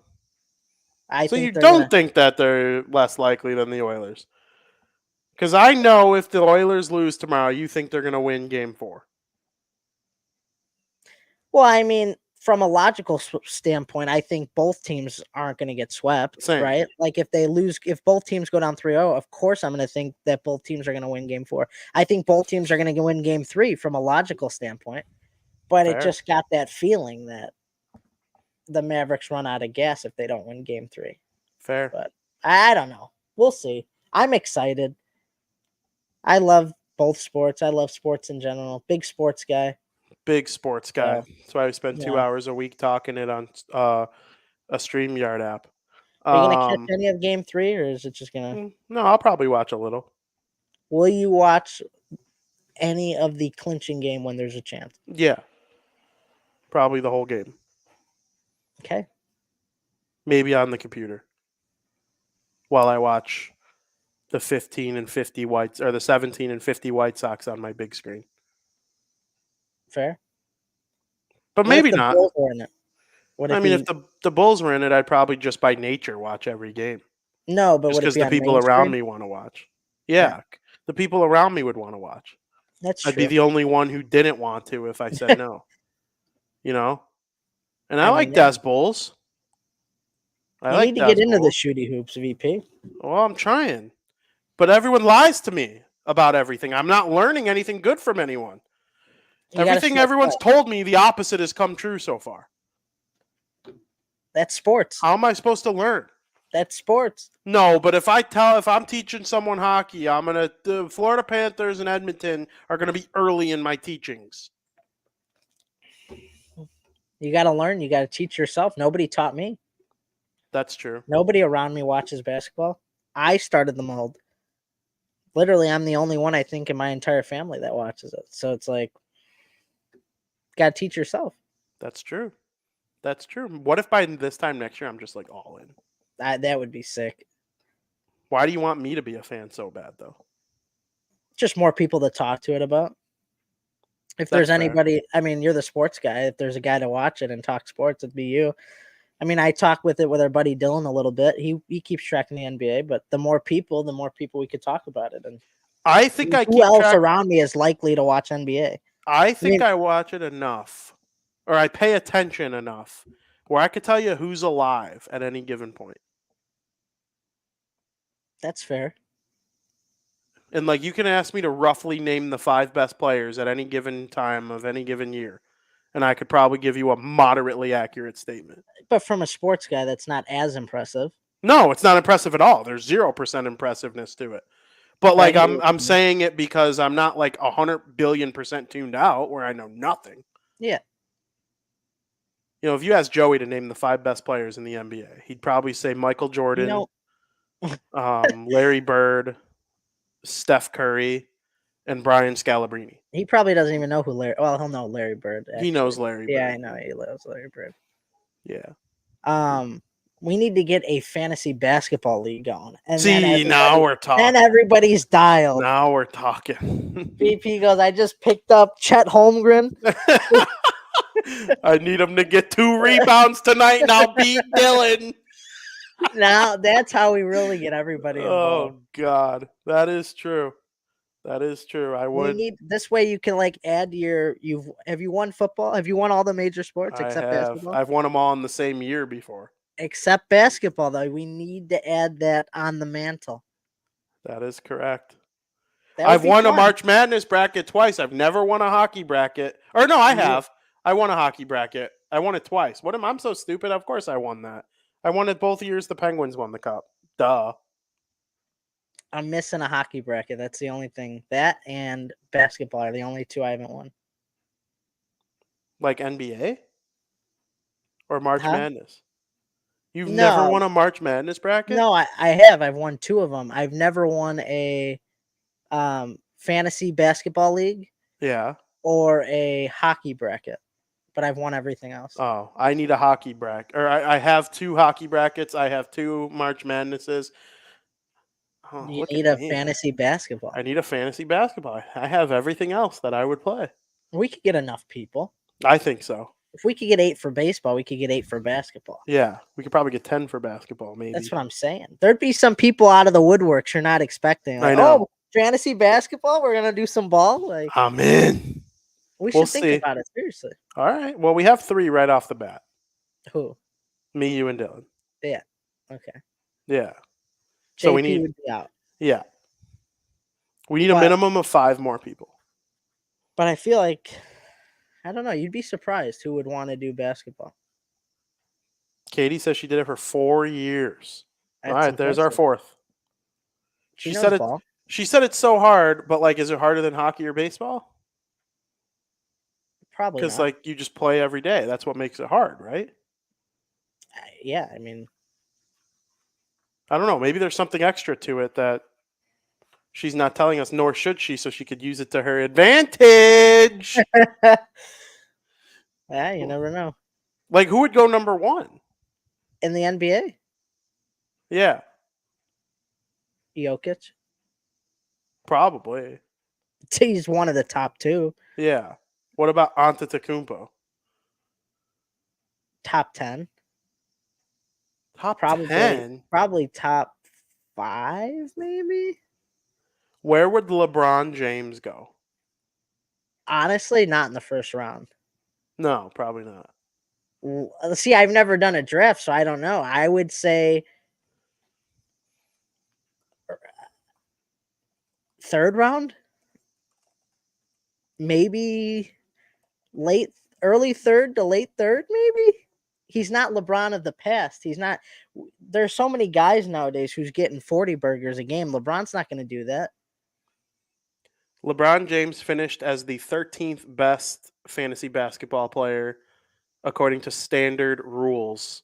So yeah, not in the top first round. No way. No. He's not worth it. The top 13 leading up to LeBron James in fantasy basketball according to standard rules, including field goal percentage, free throw percentage, points, rebounds, assists, steals, blocks, and takeaways. Number 1 was Joel Embiid of the Philadelphia 76ers. Yeah. Number 2 was Nikola Jokic of the Denver Nuggets. Frank, I didn't even know. See, maybe I am a little more out of touch than I realized. I never heard of this person. Who?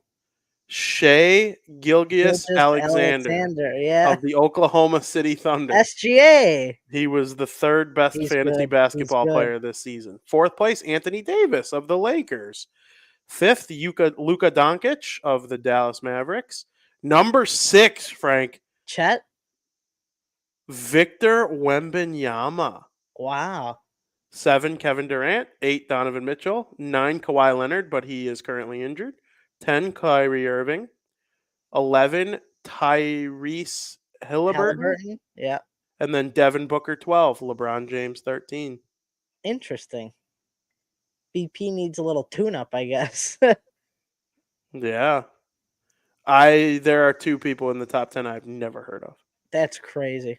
I've never heard of Tyrese Halliburton, and I've never heard of Shea Gilgeous Alexander. They could have broken my house, and I would have shoot them away like I did any other person. That's crazy. Yeah. He's in that commercial. What a pro wants, what a pro needs, whatever makes me happy. Now That's I it. hate him. That's Shea. That's Now it. I can't stand him. That's him. What team is this asshole on? The Thunder. That's him. I'm and out on Chet the Thunder. Holmgren. I'm out on the Thunder. I hate Yeah. all weather teams now. Why? No, I hate the Thunder. Fuck the That's Thunder. crazy. Why?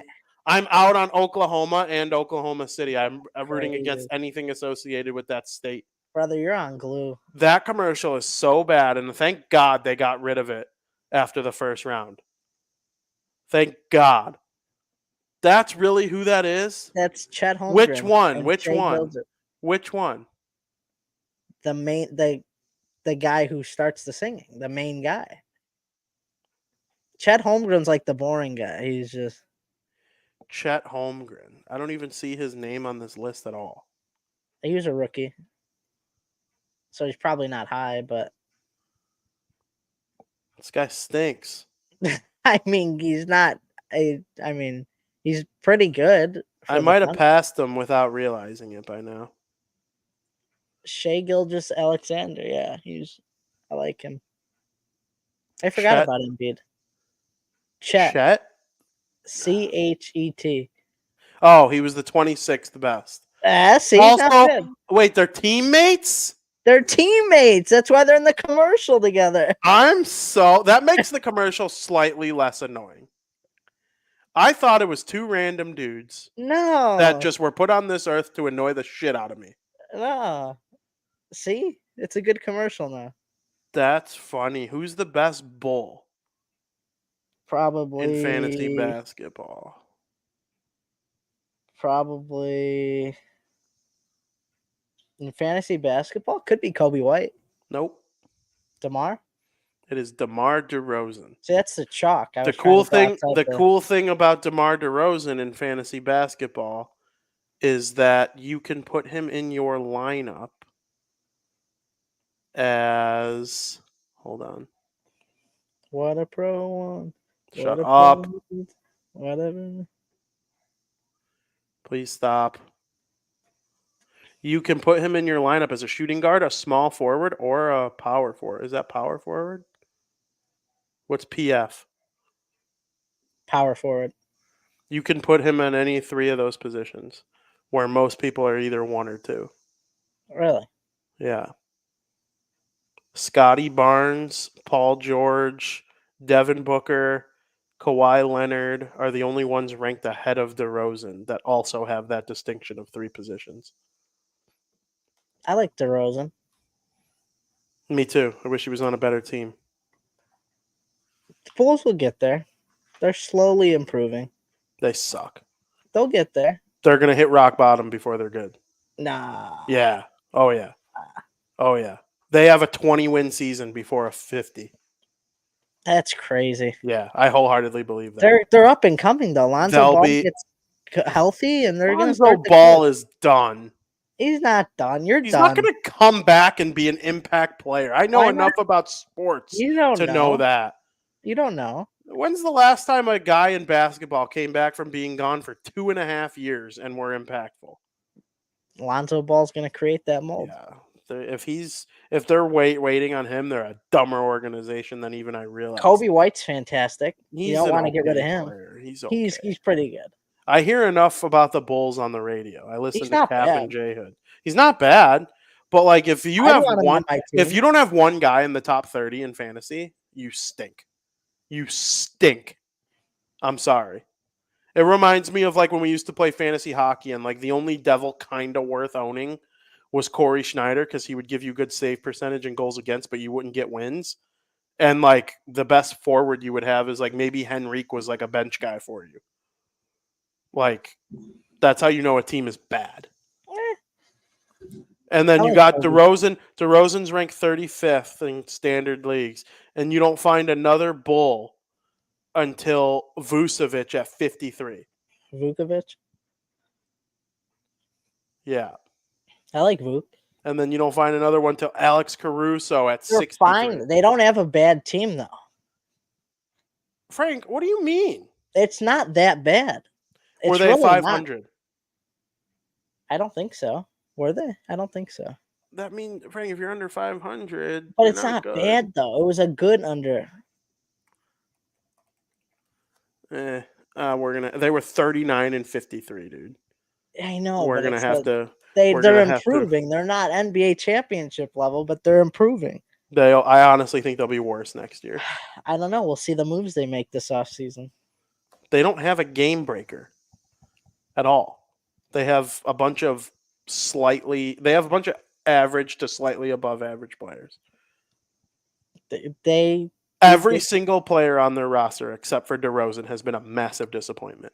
Well, but a lot of their players are young. Vucevic, Levine. I can't believe they took Kobe White 4th overall. He's an okay player. Like, he's good. You're just. But how many players below him in the draft were better? I don't know. I don't know who was drafted below him. I might Kobe be White thinking, will be. Kobe White's better the than other one. You're thinking of Ayo DeSumo. No, I know he was like. I think Kobe White's better. He is. Yeah, Kobe White's better than you think. From what I've Maybe. seen from him, he's made some clutch shots. He's young. Yeah. He's like that's like the Bedard's haters for not having like 40 goals this year. I mean, they don't know, but you don't know what Kobe White's going to be really, really good.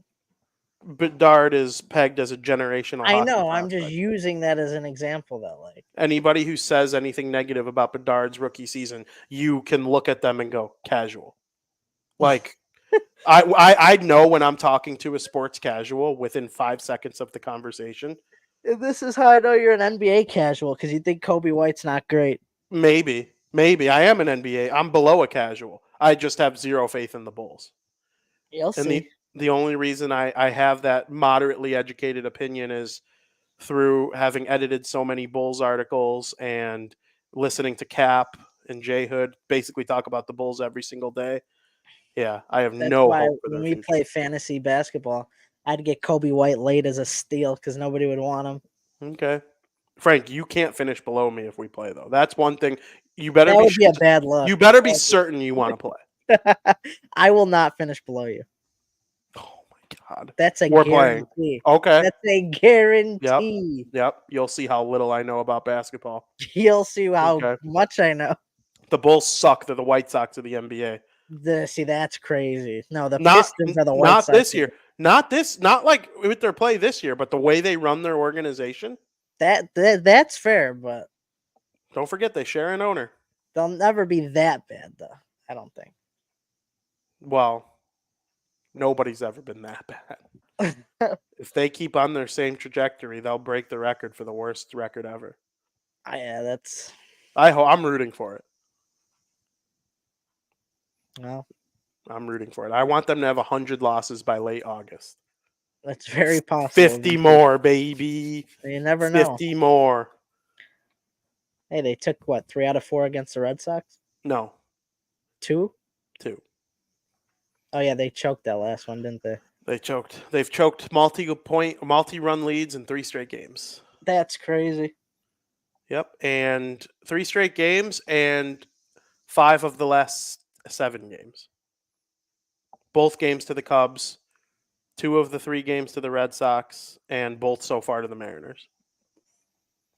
Yeah, Dude, when the Mariners were up 4-0 in the 8th yesterday, they were plus 1100 to win. You mean when the Red Sox or the No, White Sox were up? when the White Sox were up 4-0 yesterday, the The Mariners White were Sox should plus. never be that much favorites, Frank, no matter what league. start betting the other team. That's the best live bet team in sports right now. That's what Dylan did, I think. It was Dylan missed it yesterday, but I think he hit it the night before. Yeah, he did. He missed it yesterday, but Dylan was getting greedy, he said. Yeah. He was waiting too long. You just got to do it. Dumbass Pedro Grifol puts Fetty out for the 8th inning, and he gives up a home run on the first pitch of the 8th inning. So it's 4-1 now, and the odds went from 1100 to 800, which is still really nice. But imagine putting a hundo on the Mariners when it's 4-0. Is it though? In the 8th inning, yeah. Have you watched the White Sox? I know. Well, the same's going on with the Cubs. They can't hold a lead either. Yeah, but I warned you about their bullpen. At least they score runs. It does no good though. They score runs, but it does them no good. The White Sox scored runs. They're up 4-0. You know what the Cubs need? They need a game-breaking hitter and a couple more relievers, and then I think they'll be a really good team. Yeah, we'll see what they get. They're going to make some moves.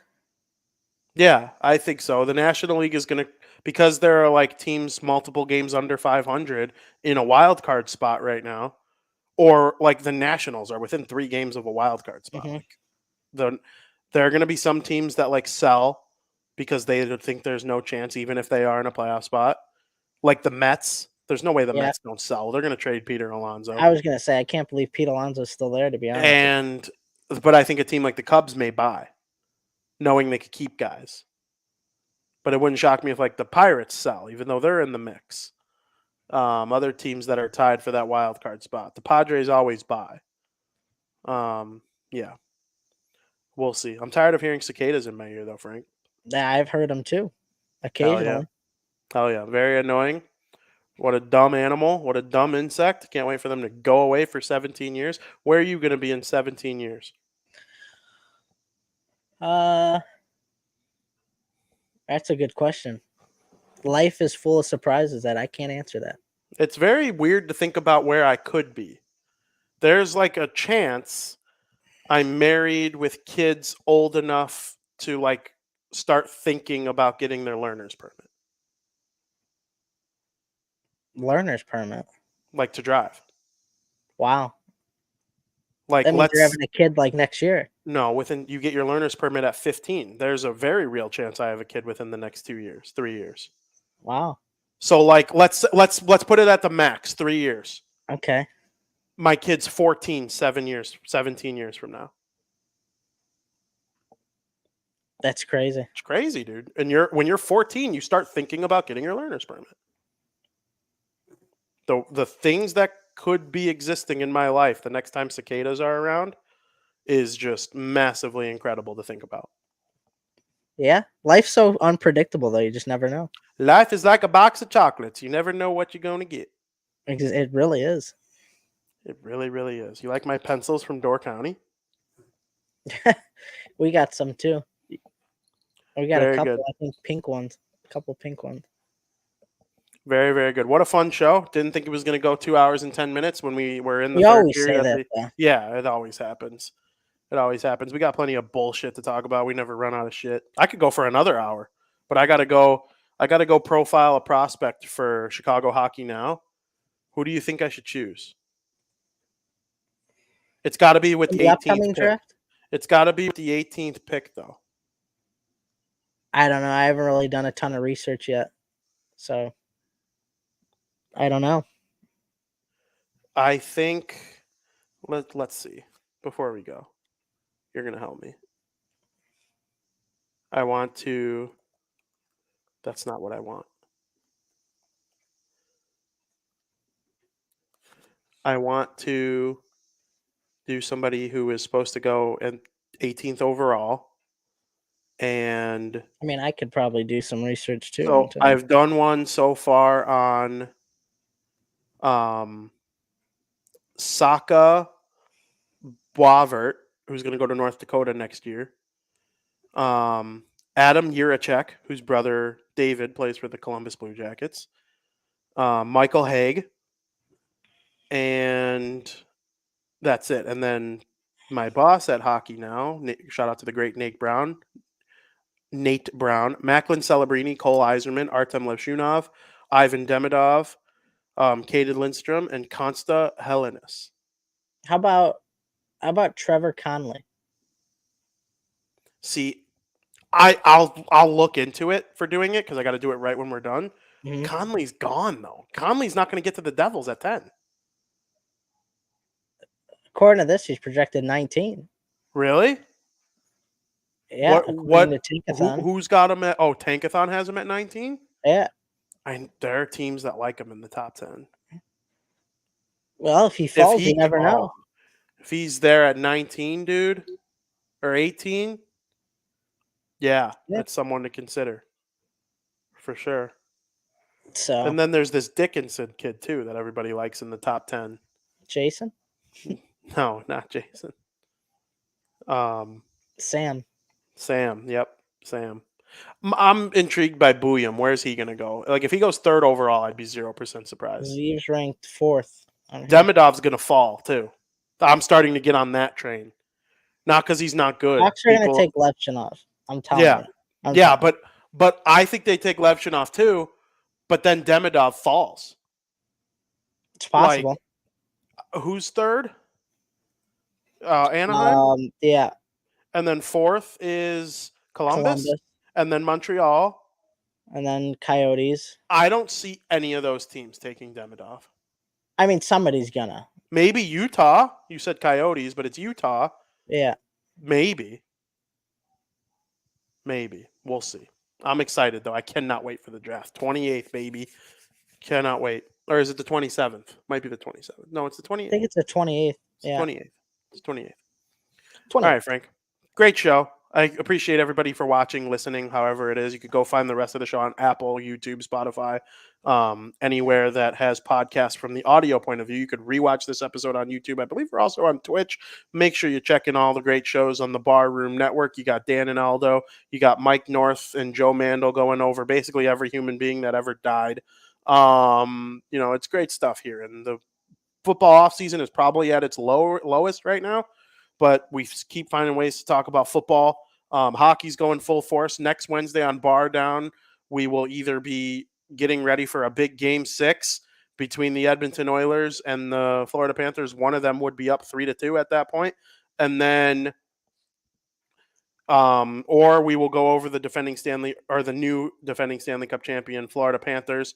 It is impossible for Edmonton to win it before our next show, but they could have a 3-2 series lead if everything were to go well for them. It's going to be very interesting to see what our moods are on that by the time we reach our next episode. And then, of course, right after the cup is handed out, whether it's next show or the show after, then we're going to start diving right into the 2024 NHL draft, where the Chicago Blackhawks have the 2nd overall pick. The New Jersey Devils have the 10th overall pick. Lots of intrigue in the top 10 from Frank and I's point of view. Because I'm sure each of us is interested in who the other is going to take too, because you're going to be stuck talking about them forever. Like, whoever the Devils take is going to have to impact your brain power, because you're going to have to learn about them, because you're going to have to talk about them with me. Yeah, that's And true. I feel that way about the Hawks, even though the Hawks is probably a little more set in stone. Yeah, it's going to be Lev Shunov. I think they would take Buyam over Demidov. I do. That's my opinion. It's my opinion. I think Demidov is going to fall because people are scared. They're scared little losers like they were with Michkov. And Michkov fell to 7th, dude. Yeah, If he that's comes in and lights it up with Philly, people are going to feel so dumb. So dumb. But it happens. That's sports. People want to get the sure thing sometimes. And the sure thing is that we love doing this show and we're appreciative of everybody joining. Frank, is there anything you have to say before we head on out? next time we talk on this podcast, we'll be talking about the Stanley Cup champs. Wrong. And to everybody, as always,